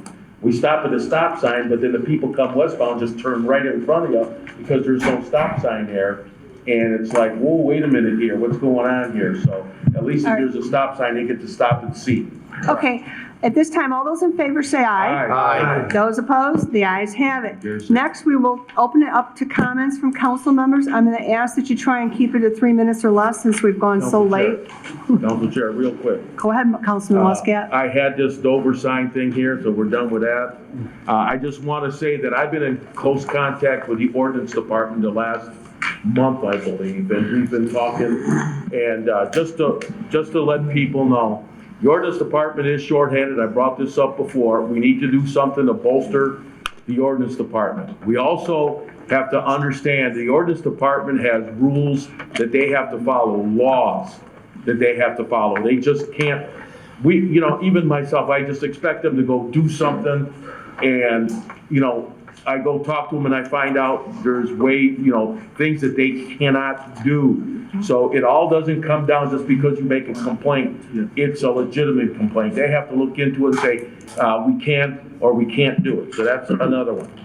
I want to talk to the DPW about starting a comprehensive tree trimming program in our city. We've got trees that are in horrible, horrible shape. We have sycamore trees that, to me, should be gone, and we plant another tree. But some of these trees need to be trimmed, and I'm not just talking about the top. The branches and shoots that are coming out at the bottom of these trees are horrible. They look horrible, they make our city look bad, and the people, the residents aren't gonna touch a city tree, okay? So that's the other thing that I want to talk about. And the DPW needs to contact Wayne County about the trees that they own, especially the trees along Inkster Road. They're horrible. And those trees they belong to, and the trees on Warren, they belong to Wayne County, not us. So I think we need to have somebody call Wayne County and to have them take care of their stuff. And as far as the building engineering, I've been in contact with our building engineer, or our new engineer, Ali D, and I'd like to have something that we talked about updating our city of the way we do things, but, with the recent floodings that we had, and people that never, ever flooded before now are flooding, their concerns are about the construction on Ford Road, okay? What was done at the new sites that have been open now for 6 months to a year? Were they constructed properly? Were there proper drainage places for their water to go? Nobody knows anything about this stuff. The new construction that's going on, is that properly being done? And it was the construction that's been done on Telegraph recently and the big construction GLWA on Schoolcraft, is that affecting our water, our sewage? that's questions that I've been, myself thought about, and residents been calling me out and updating our infrastructure prints as we discussed, because they're totally wrong. If you can comment on that, I'd appreciate that. So Councilman, as we discussed privately at least, there are many issues with regards to the flooding. Some are internal, some are external. The ones that are internal, the way we're approaching it now is we're taking we have a plan with a two-way approach, basically. We are looking at one, internally, to see if our system is operating as efficiently as possible. So we have developed a process whereby we're taking citizens' complaint, and with the help of our contractors and our own staff, we're looking at the internal, make sure that our system is operating and functioning properly. The second approach is it's a regional approach, as I indicated the last time we discussed it, that we're looking at a regional approach. As a matter of fact, I was going to report to you, we have an audience with two congresswomen tomorrow to discuss just that. We're taking a regional approach simply because our systems, while the systems are operating fully, we have a system that's designed for our city.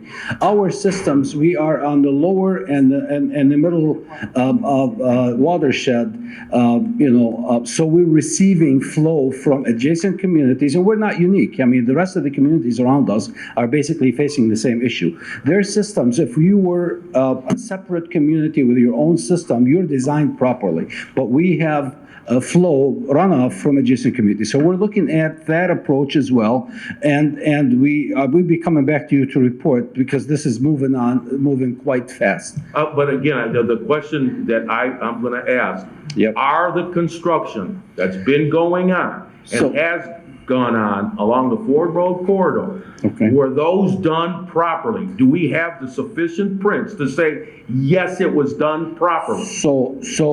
The retention basins and all of that. We don't inspect state and county projects, as you well know. We have inspectors for our own work.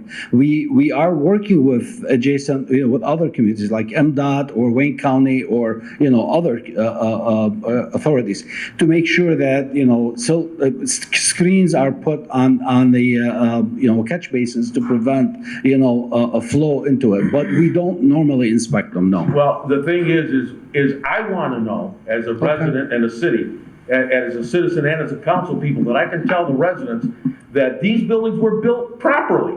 And if they weren't built properly, they need to be fixed. And how do we go about finding these prints and doing, I don't care if they're the county, the federal government, whomever. Okay, it's got to be, we've got to know. Yes. Because how does the city deal with an issue when we don't know if a proper retention basin was put in? How do we know? Yeah, we need to work with So adjacent. how are we going to find out? Who's responsible to find that out? According to me, I would think it would be the city, the engineering department. Yes. So I'm requesting that the mayor put an emphasis on that. To find out, just like, we know what the problem in the south end is, the Ecorse Creek. Yes. Okay, and that needs to be rectified sooner than later. But now we've got newer things coming up, and we don't want it to snowball, okay? And it won't. Yeah. Okay, go ahead, Mayor. Okay, so we had a meeting a little over a week ago with congressional delegates and also all the mayors from the surrounding communities. And that's one of the topics that was discussed is the last few floods that we had, it affected several communities. So some communities, not to mention which ones, they don't want to participate with this process to find out exactly what's going on. Obviously, well, because they're not affected. So one of the things we were told is that the governor is actually assigning a task force. So state police was also at that meeting with FEMA, and also I said, different, not just the mayors, but also city managers. So that state is gonna mandate a team that's gonna force every community to be involved, to go in and investigate to see exactly what's going on. And as you mentioned, is to force them to come to the table, and if it's their community, because this is something what Mr. Deeb mentioned, this is collaborative initiative. You can't have like one or two communities. Instead of getting a small amount of money to do infrastructure update, you have to get all the communities so you can get bigger federal funding. But with due respect, Mr. Mayor, when we have construction going on, and we don't have any control over it in our city, and it's the county or whomever, we need to know what they're doing. Well, I can tell you right now, one thing, Councilman Muscat, is the project on Ford Road, actually, we sat yesterday for an hour meeting with the developer for that particular project.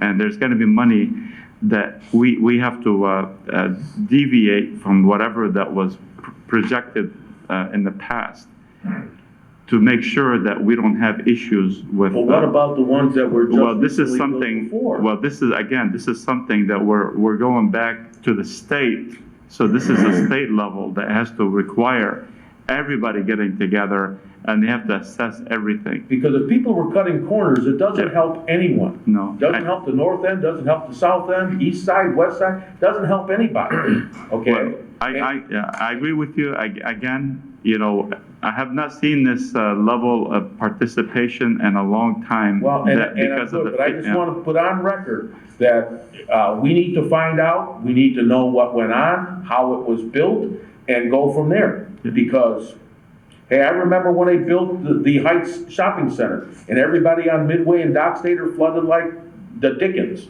and they had to go in there and fix everything. But I want to know, and the city residents demand to know how these places are being built, if their homes are going to be safe in the future. That's all. Thank you, Councilman. Next, we have Councilman Abdullah. Thank you, Council Chair.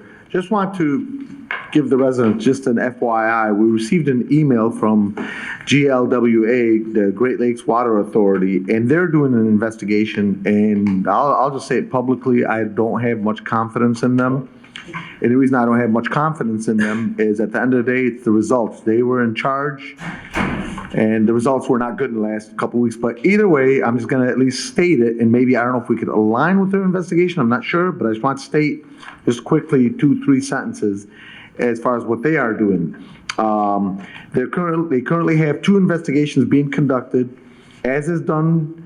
After all major events, GLWA staff is conducting an internal investigation to better understand the rain that fell, patterns, intensity, locations, etc., as well as the system's response. In addition, given the magnitude of these events, GLWA's executive leadership recommended that the Board of Directors conduct an independent investigation into the system's performance and utilities response. An independent investigation will help to ensure the public faith in the transparency, blah, blah, blah. Disagree. Anyways, all parties are, and this is the rest of their sentence, and again, I'm just stating it out there. All parties are committed to conducting a fair and full investigation, while GLWA has publicly shared initial observations from the June 25th, 26th event. The investigations described above will generate the data needed to develop a full and complete understanding of what happened, as well as the next steps that might be indicated. And then they anticipate this should occur in the next 60 to 90 days. And that says contact them if you have any questions. I'd just like our administration to somehow, if we can, get involved with this, have our engineer, Al Adib, who's been doing a great job, to work with them. Because I know we can't do an investigation at our level. Obviously, it's too expensive. But let's take it up another notch. I don't have much confidence in GLWA. Thank you.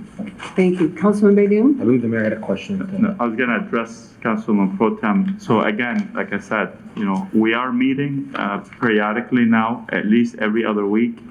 And I am meeting with the county as well the other weeks. So every week there's a meeting, and especially now with FEMA on the ground, they're trying to see what's going on, trying to resolve this issue, and it's being pushed by the state. So they are taking it very seriously right now because of, you know, their, like I said, I've never seen in the past with FEMA being involved so much. You know, they're actually on the ground every day. There's 2 centers in Dearborn Heights alone with FEMA. They're at Caroline Kennedy, and they're also at the Eaton Center. So there's 2 separate teams. There's a field team at the Caroline Kennedy. They're going to residents one by one, everybody that was affected from the June flood, and also at Eaton. So if there's, I mean, that's the, I guess, I just mentioned it right now, and I don't have to go for the public announcement, is if they, the team actually, if they deny your claim, then they actually encourage residents to take that letter. Don't throw that letter away. Take that letter and go to the Eaton Center, where there's actual FEMA folks over there that they actually go through and they can help you appeal it. So they are taking it very seriously. They are, we are meeting, and I've never, like I said, I've never seen that much participation in the past. And even other mayors been in office for several terms said the same thing. But with due respect, Mr. Mayor, we had this in the past with the Ecorse Creek, and all we had, and I'm not reflecting on you, I'm talking about at the state and at the federal level, with due respect. Meeting after meeting after meeting after meeting, promise after promise after promise after promise, and we're still exactly where we were at 20, 30 years ago. So I hope and pray that your assessment of them is right and there are changes made, because unfortunately, even though everybody cleaned out their basements, and I was one of them too, I'm afraid to redo my basement because I know it's coming back eventually. Well, I can tell you one thing is, it was mentioned about 2 weeks ago, a meeting, that their governor was trying to pass a grant and actually it was announced just this morning that grant passed, and that grant is in full force. So what was mentioned in the meeting, so obviously it's gaining momentum, they're doing something. They mentioned that they're trying to do this grant, our congressional delegate, and they did pass it into law this morning or yesterday, I can't remember. But anyway, they are doing stuff right now. Okay. And I'm in continuous meeting to make sure I get the updates for your team, for the council and the residents. Councilman Baydoun? Thank you, Madam Chair. I just want to give kudos to my colleagues, to all you guys up here. I think you guys are all doing a great job. Kudos to the administration, to our corporate council. Today was actually, I think, my first time ever voting nay ever in council. It was so it's a very historic moment today for myself. I also want to thank our videographer. I forget her name, but I think she does a great job. She's always sitting here. I told her at the last meeting we're going to give her a round of applause. Always hosting the meetings. And I'm, again, forgive me for not knowing the name. Angela. I thought it was Angela. I didn't want to say it turned to be Brittany or something, so forgive me. Also to our clerk's office, I know you guys just had an election. Great job on that. You guys did a phenomenal job. And thank you to our fire chief and our police chief, mainly to our police chief for getting that stop sign out there. I also want to give you some kudos, and to your guys out there. Also to our HR director, I never really given you any kudos, so today we're going to give you some.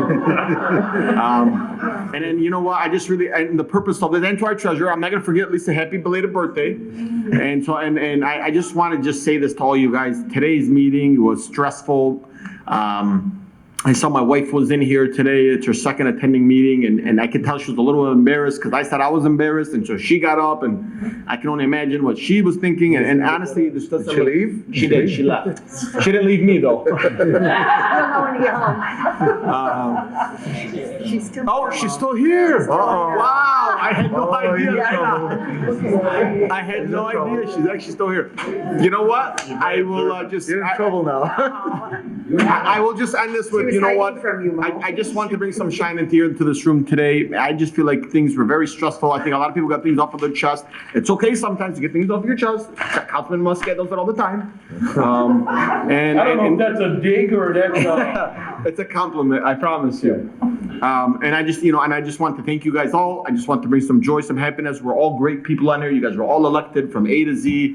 And from our administration to bringing on a great staff on here. Thank you guys. Let's just move our city forward. Let's just move. Let's stop nitpicking, going back and forth. If somebody sends an email, let's respond, and let's just move on from now and forever. Thank you. Thank you. Thank you.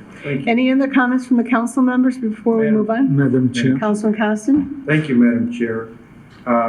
Good meeting. Let's keep our city council meetings to conduct city business. I agree. We all went through, there was 10 or 11 lawsuits. There's procedures. Politics is always contentious, but there's procedures to follow. We're facing new issues, whether to meet in person or via Zoom. The marijuana use, a lot of new issues, a lot of old issues, the flooding. Councilman Abdullah commented about the Great Lakes Water Authority. I'm sure the councilman knows, and we'll let everybody know that the head, resigned. Hello. Yeah, that was the Detroit Water and Sewer Department. Now it's regionalized, but the rain doesn't seem was as bad as 2014, but yet the flooding was worse than 2014. And then I concur with Councilman Musket. I really think we need to amend our tree ordinance. I think if there's a tree on the tree lawn on somebody's property and it's busting up the cement or it wants to be removed, there should be some procedure that the resident can go through to he himself trim the tree or remove the tree. So I think that's something I'll bring forward and we need to look at. Thank you. Thank you. Any other comments from the council table? Yes, Madam Chair. Councilman Abdallah? I have a couple items. If Engineer Deeb, please, can you come up?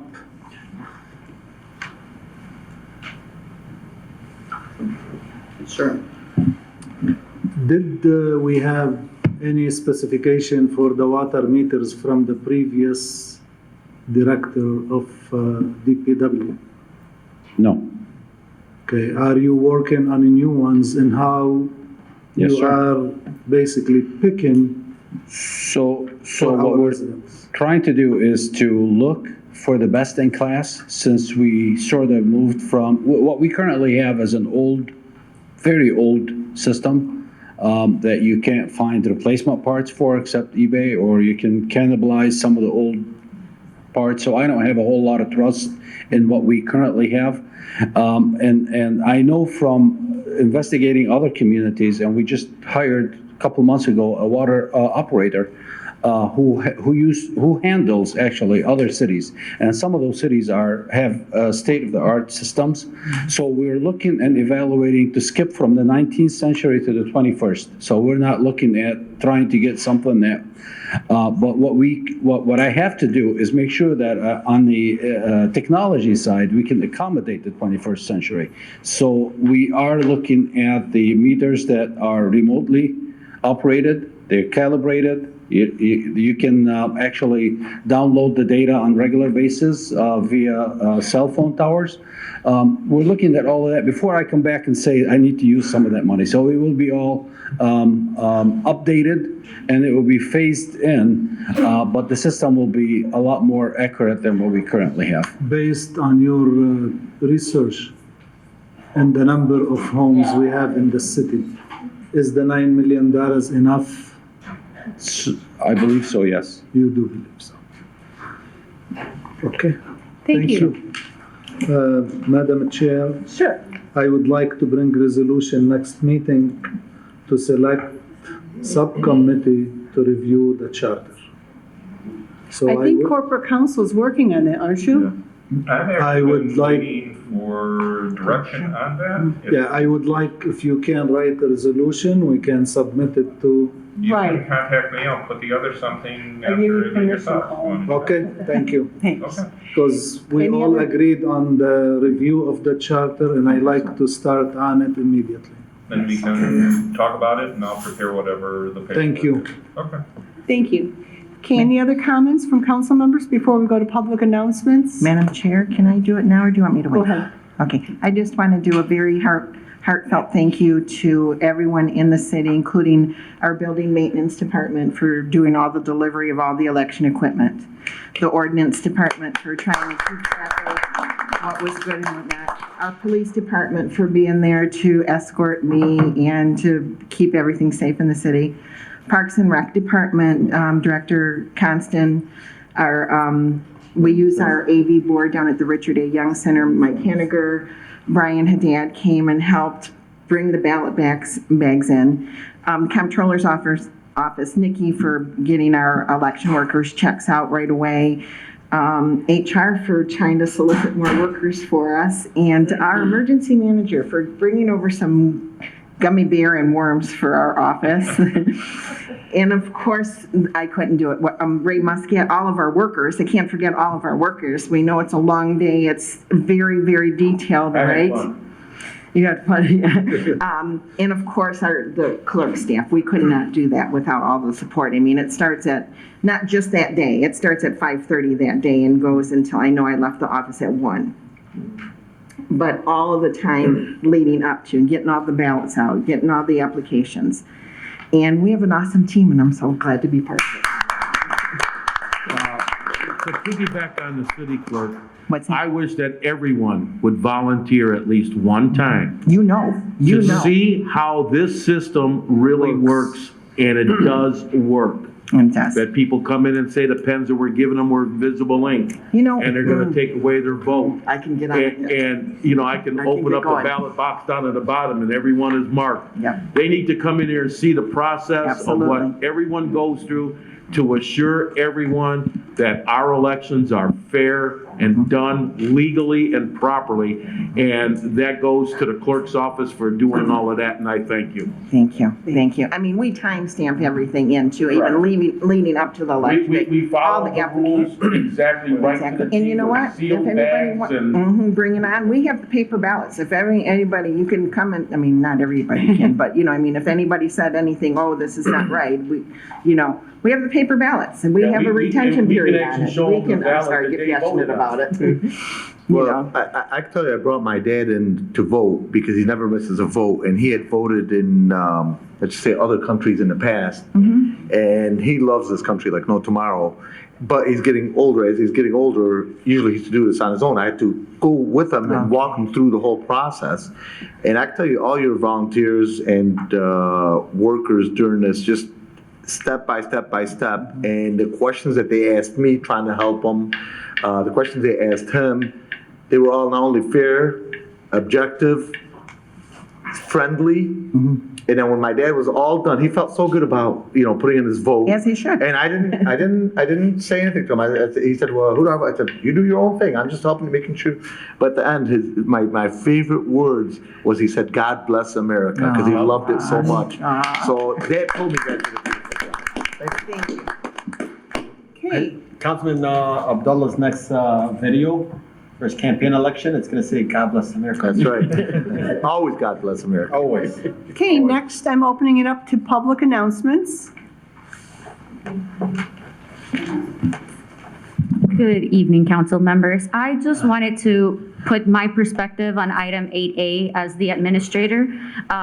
I know that I didn't have a chance to talk during the agenda item, but I just want the council as a whole to know that receive, note, and file is not enough. So thank you, Mr. Abdelhak, for calling for the commission to move forward with charter revisions. On the administrator's side, I am too tired of having to call the attention of my employees for doing things that are requested by the council members without communicating that with our supervisors or with their directors or even with the mayor's office. This is a communication issue that's happening in the city as a whole. So I would like to request all of you that if you are requesting something from any city employee, to please also copy their department head or their chief or the mayor's office. That way we can all be on the same page with regards to what's happening in the city. I feel like that would alleviate a lot of the miscommunication that has been happening at the city.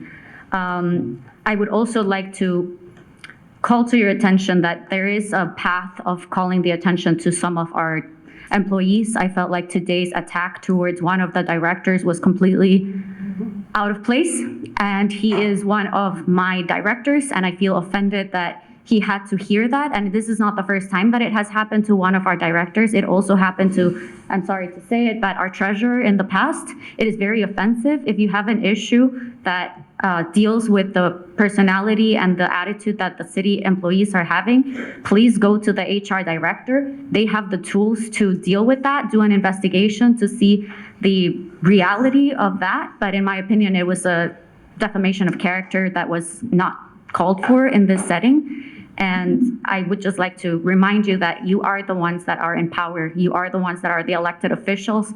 And I need you to give me and the administration as a whole guidance on what you want us to do and what the policies should be, what the charter should say, and how we're going to move forward. Because I've only been here for a few months and this is a continuous problem. 2 days ago, I had to call the attention of yet another one of my employees because they did something that a council member requested. without the knowledge of their director or the mayor's office. And that's just not okay. I don't feel comfortable having to put a mark on the record because they're listening to you guys and they respect you. So please be aware of your power and be aware of the communication that you have and what you're dealing with. You are the elected officials, you are the legislative body, but we are the administrative one. And please follow the path of communication with that. It just hurts me to have to punish people unnecessarily. And Sorry, that's it. and I just want to elaborate on this. I'm so sorry, Madam Chair, if that's okay. If I call, somebody in, hey, let's trim, can you help get this residence tree trimmed to like DPW? Do you want us to call you and then you call DPW? If it's a general request that is going to the direct department, that's okay, because they keep a list and it's not something that they're getting an immediate direction on that's outside of their I hope responsibilities. It's okay that if I reach out to DPW director, like, hey, there's a rotten tree here, let's get this trimmed. I mean. And we do have a list, so every single request that you're doing with trees, every single request that you're doing with water, the city engineer, me, the department heads, the water department, the tree department, we have a running list of what the issues are and we Great, but you still haven't prioritize answered my them. question. I'm so sorry to that. Are you wanting us to come to you? Not to me, you can go to the person, I'm just saying That's what I'm copy asking. us. So I don't wanna punish copy their anybody. director, copy whoever their May I? supervisor is. Okay, so in the past, you go to the director, not to the actual employee. Yes. Because the director actually, when we charge, if, like say, for example, it goes to a particular department, we have to be able to, you guys passed the budget. So we have to be able to bill something to the whatever department that person has to do the work to. So when you guys go to a particular person, not the director, we lose track who's doing what, who ordered it. And as a respect for the directors, and you mentioned that we have great team right now. My administration is doing an amazing job. Okay, just have the respect to go to the director to request something. Not to go to the employee, not to harass the employee, not to ask the employee for something out of context. Go to the director. That's what the directors are for. Just like that, you need something from the clerk's office, you go to the clerk, not people in her staff. The treasurer's office, you go to the treasurer, not somebody in her staff. Just out of respect, because this is continuous. It's going on and on. And I've seen one of the employees actually came to me, and I don't want to mention who, somebody from the council keeps harassing, calling employees, and showed me, they came to my office, showed me the number, the person calling. And that's uncalled for. For the record, it's not me, I promise. No, I'm just saying, go to the director. Do not harass my employees and, do not overburden my employees. They're working really hard with the short staff that we have. Just go to the director or the elected officials like Ms. Sinia or Ms. Lisa Clayton. Well, I want you to know, I've been to our ordinance, I've been to Addendum, I've been to Rick Watland, I've been to, I don't know if Mrs. Khan, I don't know if I have his phone number yet, but he'll hear from me tomorrow, I guess. And that's great. We want you to be involved, but again, we just want the correct people to know what's happening. I did also want to bring up one item. I was cut off. Okay. I'm sorry. Be fair. I did want to also bring up the fact that your actions have consequences, which oftentimes have a financial equivalent to that. So, for example, the locks are going to get changed again, not even 3 months into the original change. So each one of those, it's again taxpayer dollars. So we need to be aware of what's happening and the consequences that the actions have. So that's it. Thank you. Thank you. Good evening again. This is going to be the last time this year I make this announcement that Monday, August the 16th, is the deadline to avoid late fees and penalties to pay your 2021 summer taxes. You won't have to hear from me again until January, February. So I just want to let residents know that City Hall is open. And again, that will be Monday. We are open at 8 a.m. to noon and then from 1 to 5 p.m. So you want to get your payment in before 5 p.m. on August 16th. Now, we're going to encourage you to use the drop boxes, but do not drop any cash. The lines are long. And you will see me jumping out in the hall sometimes and helping expedite the line. But I also want to say thank you. We have a council member that I guess I didn't realize he was good at directing traffic. And that'd be Councilman, Mo Baidoon, that's you. Yeah. So he came in, he was directing traffic the other day at City Hall. Yes, he was. So thank you for that service. And I know the constituents appreciate seeing you doing that. So again, kudos for that. I do want to thank council for your support of the items on the agenda this evening from the Treasury Department. We do thank you, and we look forward to those improvements. Now, the last thing I have, and okay, please forgive me. You know, as a woman I consider myself a public servant, a public official, and, you know, a single mother, you know, we work hard. I look around the room, and a lot of them are gone now, but there were a lot of beautiful, strong women in this room. My wife. Okay, and yes, including you, Council Chair. She's still here. Okay? And your wife, too. Yes, Mo. But I want to tell you something. I've been under attack. You mentioned it. Somebody mentioned it. Okay? And you take the punches. I'm not condoning it. But what I'd love to see, and this includes me, is when it comes down to city business, we remove the emotion out of this, and we focus on the logic of doing what's best for our residents, for our constituents. Okay. I will tell you, and Council Chair, please, respectfully, I don't know what you felt or how you felt, your perception, what happened, and I'm sorry you felt that way. However, I will tell you, this man over here, Director Jamal, since I've known him, he's been very professional, he's very knowledgeable. We don't always agree either, by the way. He can tell you, sometimes it's like this. And that's okay, but I think there's a way it should be done. Follow those procedures, go to HR, not here, not publicly necessarily. No, all due respect to public, I'm going to tell you why. I believe in transparency, but I also know this hurts our community. It hurts the city.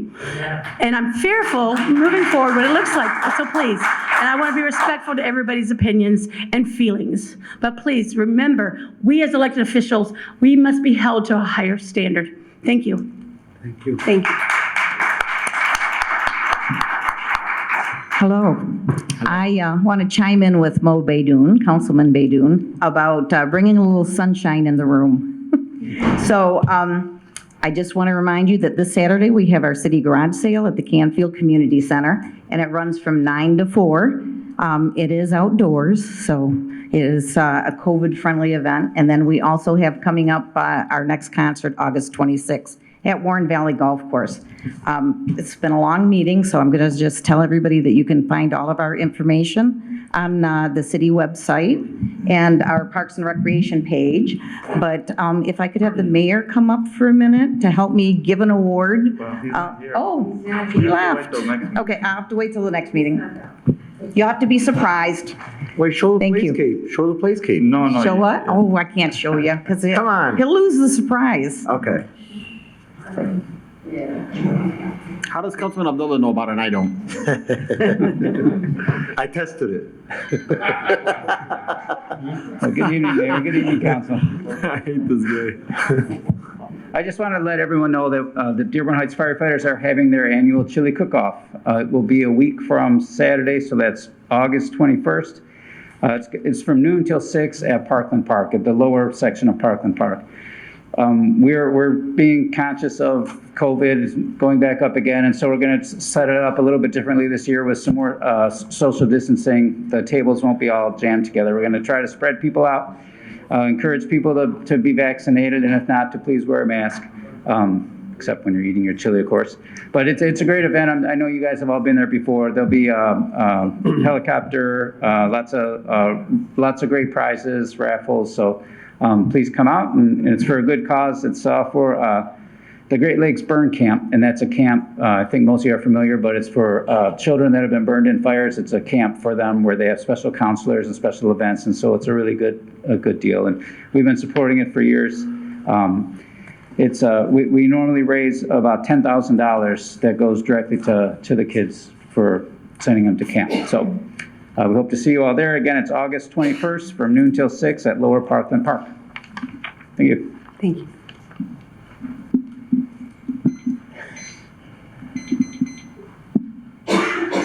I'll keep it short for you. Bill Dishman, Ordinance Enforcement, Animal Control. I just wanted to say thank you to everybody. I know this is a very long and arduous meeting, and thank you to the Crestwood School District for hosting this event. It's a little warm in here, but I've been in worse. So I did have one complaint about the election, and it was the campaign, the election worker that I had at the site. I'm just kidding. Ray was awesome. And he comes in all the time and visits me.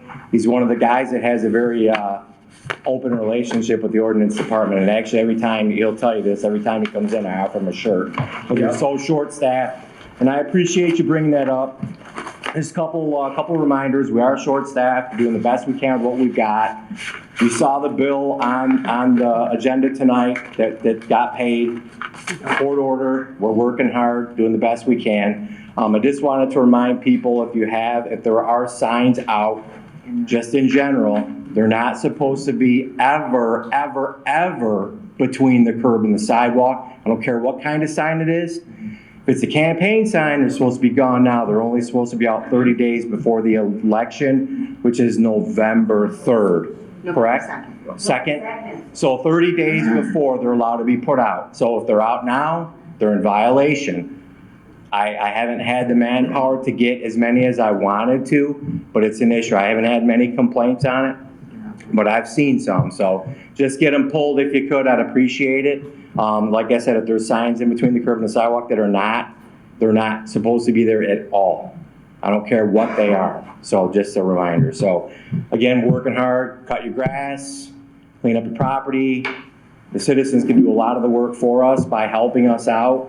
I guess I'll end it on that note. Thank you very much and have a good evening. Thanks for your hard work, and that goes to all your crew, and everybody should sit down and talk with you and go over some of the things that you and I went over on how your hands are tied and what you can and can't really do. So right, and educated me quite a bit in the last 1 month. And I appreciate that, and I gave you the visual aid with the number of people that I have, the full-time staff. Right. We're super short. It's no different for us than it is anybody else because of the pandemic and stuff. It's just more difficult right now. So I don't want to cry and complain. I just want to do the best we can with what we got. Yes, you are doing what you're doing. Pretty good. I appreciate that. We're working hard and doing the best we can. Thank you all very much.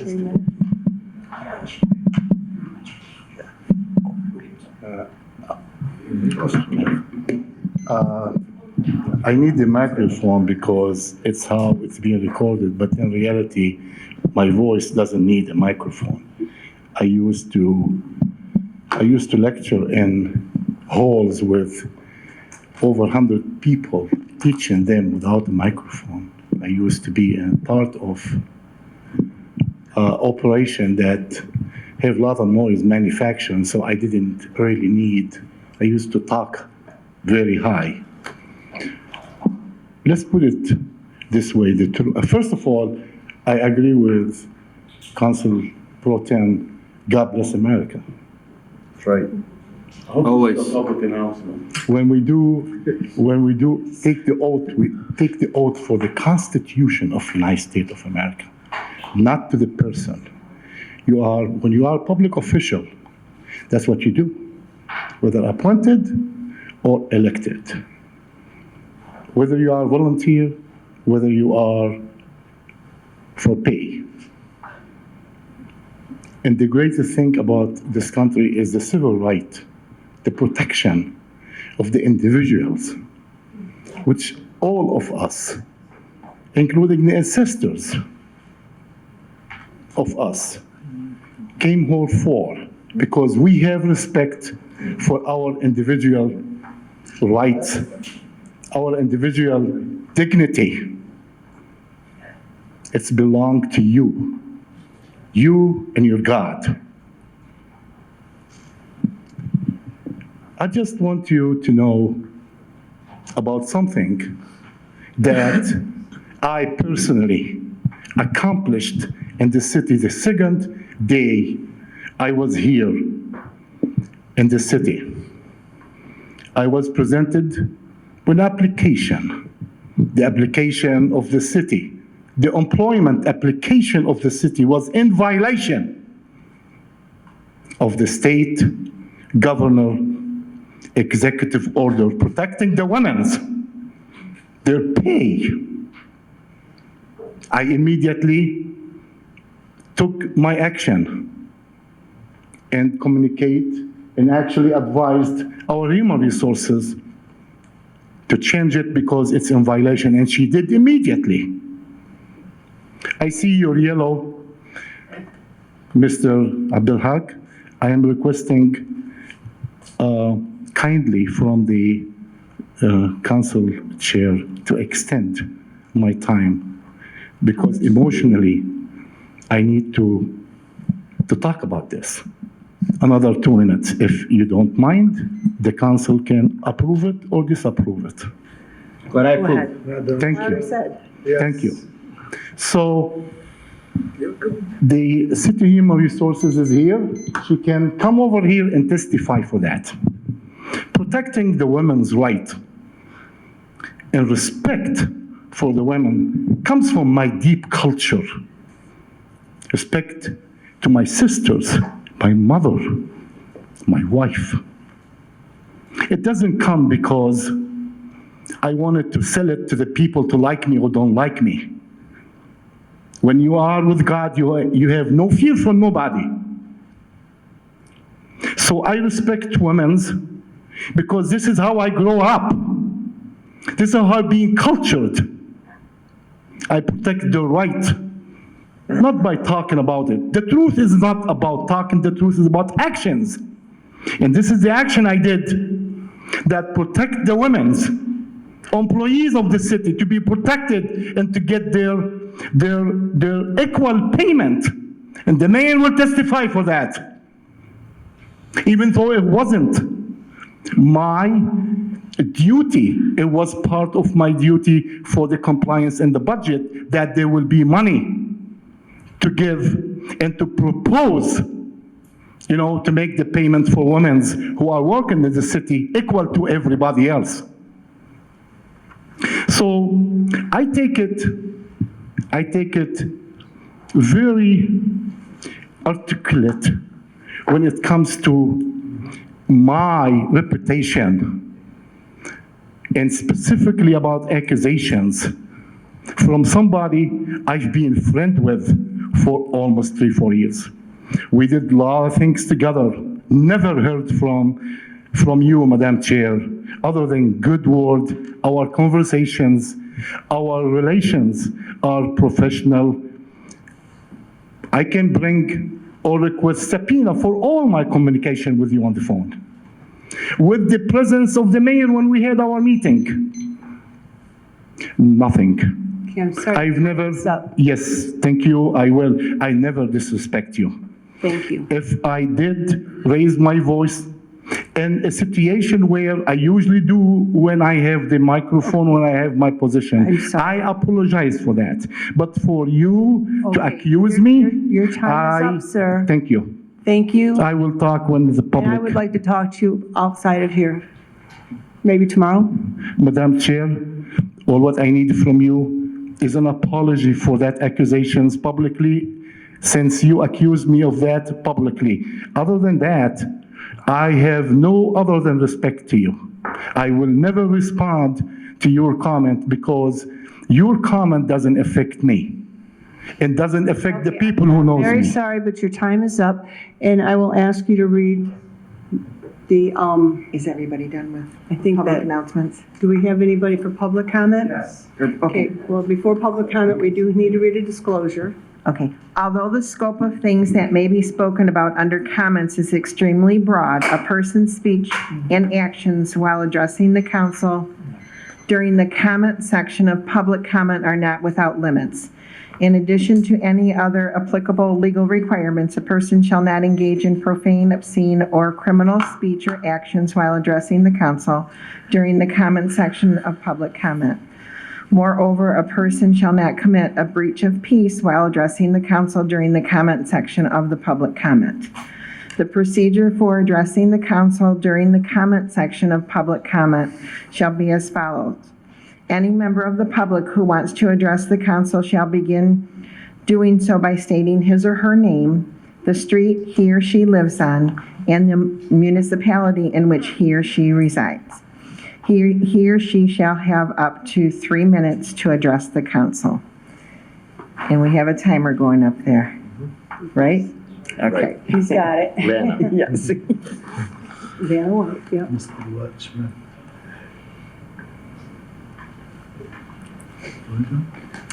Hassan Saab, John Daly, Dearborn Heights, Michigan. My comments are directly for Madam Chair.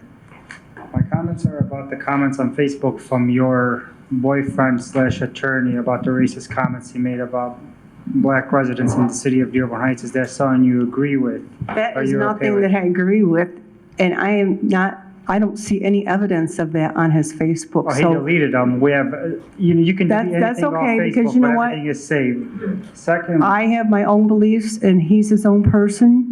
He has no control over what I say. oh, okay, so when he And I he have said no the control comment over that what he he- said to me before we walked outside, you were okay with it. You tried I to have no view me, idea but what not view him. I have no idea what comment, but I'm not gonna argue with you. You have 3 minutes. Exactly, I have 3 minutes and I'm asking you that question. The comments that he posted about black people and about Black Lives Matter sympathizers on July 12th and 11th and September 11th of last year, you were okay with them? No, I have no idea what you're You have talking no about. idea, but you commented on one of them. I have, Not that I'm I aware have the of. pictures, I'd gladly show them to you. I'd like to see them. Sure, can you pause the time while I show it to her? You mind? Dave or Mo, you guys want to take a look at them? Are these his comments? Is that his name? Is this his picture? Why is it all, Because these are printed, I actually have them on why are pictures. they all They're printed crumbled copies. up? I can send you pictures of, these are printed copies. Is this him or not? Are these his comments? I don't know if that's his account. He had somebody make up a fake one besides that. Mr. No, he did have a fake account that Mr. somebody made up. That was. I don't know her boyfriend, so I His can't comment. account was cloned at one point. Mr. Sam, Yes. please, go ahead. His account was cloned at one point. Oh, okay. So I don't know if that's his main account or the fake one somebody put out there So the comment with that he his made name to on me it. walking outside with a police officer as an Arab, when he called me the F word, you didn't tell him to shut his mouth, but you asked me to be didn't hear quiet. What was going on. The quiet was aimed at anybody at that point. Sir, I'm not going to argue with you. It's not If you've arguing, got I'm something to say, asking, you've got 3 I'm minutes, asking I'm you not a going to fact. respond Do any you want to further. take sides to one side, just like you accused the director right there because because an Arab American? Is that why? Absolutely not. Who was that letter written by? By him directly, right? Absolutely not. So who's your attorney if he didn't write it?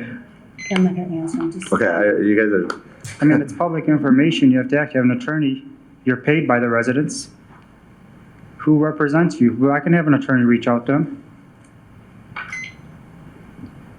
Counsel, mayor, corporate counsel. Doesn't she have to require who her attorney is, who represents her, as she sits on the body? Not for a private attorney. Well, she's not private. She's sitting on council saying that's who represents her as a council person. The reference to Mr. Fett is a reference to a non-city attorney, if that's who you're referring to. But the letter she read, she said she had an attorney that represents her regarding the letter. I'd like to know who represents her as the person on the body. Whoever is representing her is not representing her in a municipal capacity in the sense that it's paid for by the city. Well, she's accusing this person at a municipal capacity. Don't you think she'll be represented by that? I don't know. She has her choice of counsel. That would not be something that I would end up Okay. representing her. Madam Chair, Please don't comment. So you're not gonna answer anything about the Facebook comments he has? It's probably the fake account. Did you Oh, make so it up? everything I made up. I mean, it was- I got time to sit. It's amazing how you keep looking and smirking all the time, and you accuse everybody but yourself. You're such No a disgrace to personal this attacks, community. sir. You're such a disgrace. No personal attacks. Thank you. Any further public comment? Go ahead, sir. wait, I'm sorry, 1 sec, please. You know how to use that? We need a new one. This one's kind of loud. You can use your phone. He's been out, I can text and stuff. Okay. You want me to do it? No, I can do it, but just. You got it fixed? Oh, I'm sorry, let me start again. I'm sorry, You wouldn't Councilman need O'Donnell, Lynn? I'm sorry. Okay, go ahead. Ready? Yep. Okay. Drapkowski, Columbia Street, Dearborn Heights. As a resident looking on the outside in regarding this CAP program, it really looks like favoritism. You talk about transparency and getting things done correctly and fairly. I'm sorry to say that, Mr. Abdullah, but it does look like a favoritism. Okay? If the person doesn't understand the process of the bidding process, then that's a learning lesson. I'm sorry. But as a business person, you should know what you're bidding on or what you're applying for. And if you don't know, hire somebody who does. Now, if I were bidding on a project for the city, I'd have a certain amount of days to get my numbers corrected, present it to you, and wait to find out who wins the bid. Correct? Correct? Okay, and at the end of that bidding process, you do not accept any other bids. Correct? Okay. That's all I got to say. Let's be transparent. Okay? I know you all personally, but let's really do what you set out to do. Thank you. Thank you. Yeah, Madam Chair, can I make one comment? Sure, go ahead, please. I would just note that also in the RFP package, in various points, it says, call this person, Lee Gavin, or you can call me, or you can, so we really do make an effort to try to be as transparent and as user-friendly as possible. So. Yeah, but understand my point of view. From looking out in the audience there, that looked like we were trying to get I'm favoritism. not disagreeing with you. Okay. So. And granted, we do need some source of shelter or home that abused or abandoned women can go to. No doubt about it. And, if something can be done, or if there is a property that's available, then work on it. Well, we also have Vista Maria too, so we do give money to Vista Maria. That's there in for our us city. too. Thank you. Okay.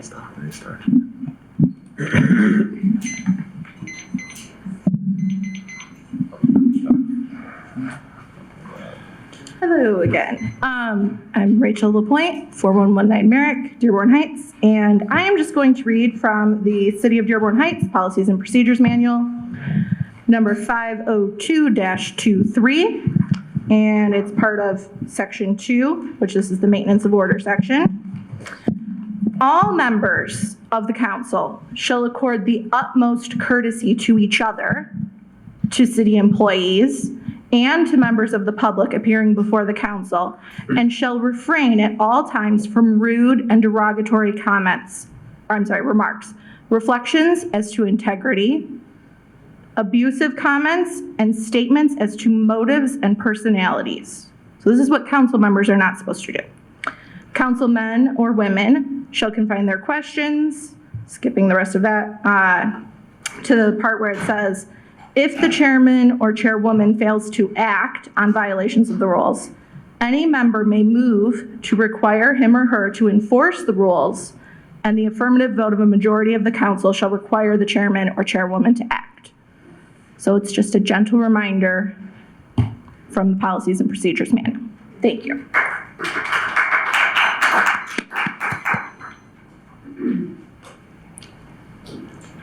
Hi, my name is Leslie Winless. My address is 23469 Annapolis Street in Dearborn Heights, Michigan.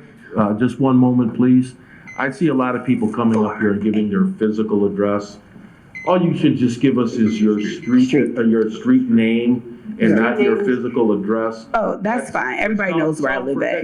Yeah. The school board meetings, the fundraisers, the culture commission, everybody know where I live at. Okay. Protect everybody else, okay? Okay, well, I'll do it your way. My name's Leslie Winless. I live on Annapolis Street in Dearborn Heights, Michigan, 48125.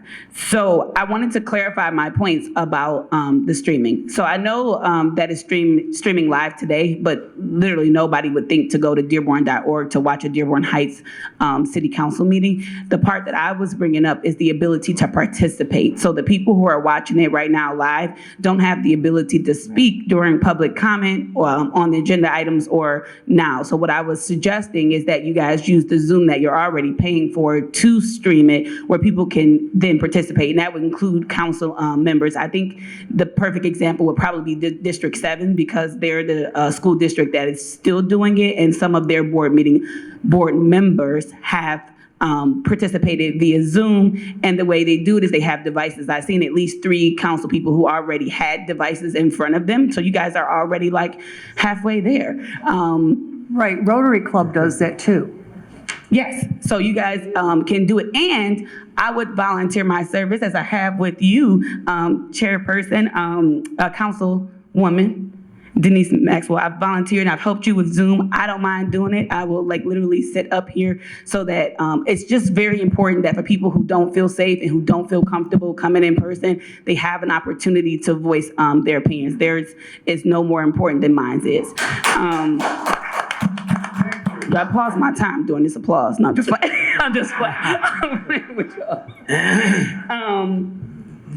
And then I wanted to talk about kind of what we see in this display. We kind of see it back and forth. I really just want us all to move forward. I'm with Tom. I almost wanted to walk out when he walked out, but I didn't. And I think most of us can agree that we were all like outdone. I think you guys lead by example. So the way your tone was, the way your mood was, it impacted. I think you should have seen it real time. It impacted the people in the room who care about you, who respect you, and thought they needed to come to your defense because this was done in open session. When your peers are asking for things to be done in closed session or things to be done with decorum, I think that you should respect one another enough, regardless of politics, to do that. The last thing I wanted to say is that somebody spoke for Jamal already, but I will say I was one of the people who brought up his tone and the way that I feel that he speaks to women in meetings. So I will never tell a woman that her truth is not her truth. But what I will say is, with my relationship with Mayor Bazi, I don't see him as anti-women, and I don't take that lightly because I don't associate myself with people who are anti-women. So that's it, and I yield my time. Hashtag I'm with Tom.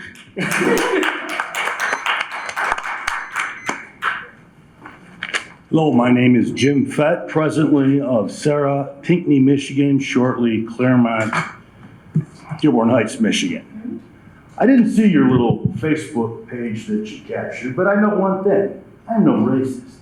But I do know something else, and my truth is this.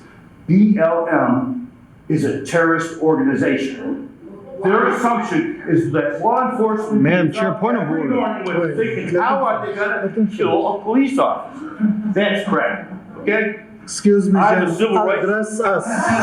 Talk to us. Talk to us, please. I consider BLM a terrorist organization. I sue them on behalf of people that have been canceled by them. I also represent many African Americans, Arabs, doesn't matter to me. But there has never been anything on my Facebook page that could be considered racist unless you consider people that oppose that Marxist organization as a racist. If that's racist, I guess call me racist. You're racist. Okay, any further public comment before we end the meeting? Oh, Mayor Nancy. The last one, guys. We have officially beat our record of over 5 hours and 9 minutes. Okay, so the only things, August 26th will be the next meeting of South Dearborn Heights Civic Association. I will fill you in 2 weeks as to who the speakers are.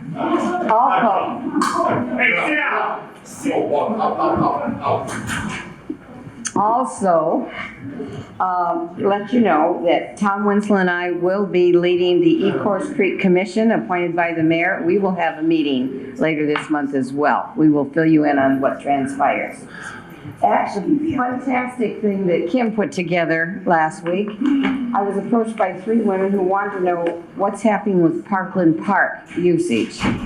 One lady was concerned. I said I would mention it.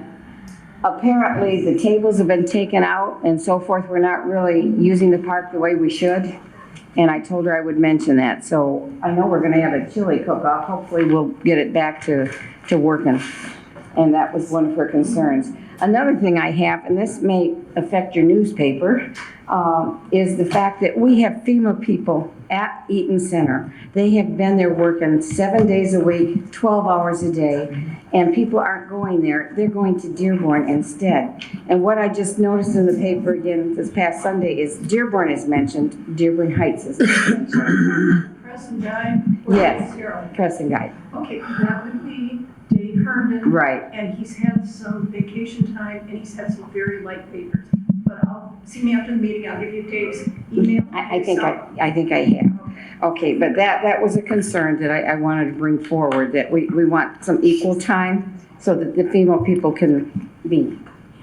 I'll catch it. All right, so that'll do it. Everybody, shall we close?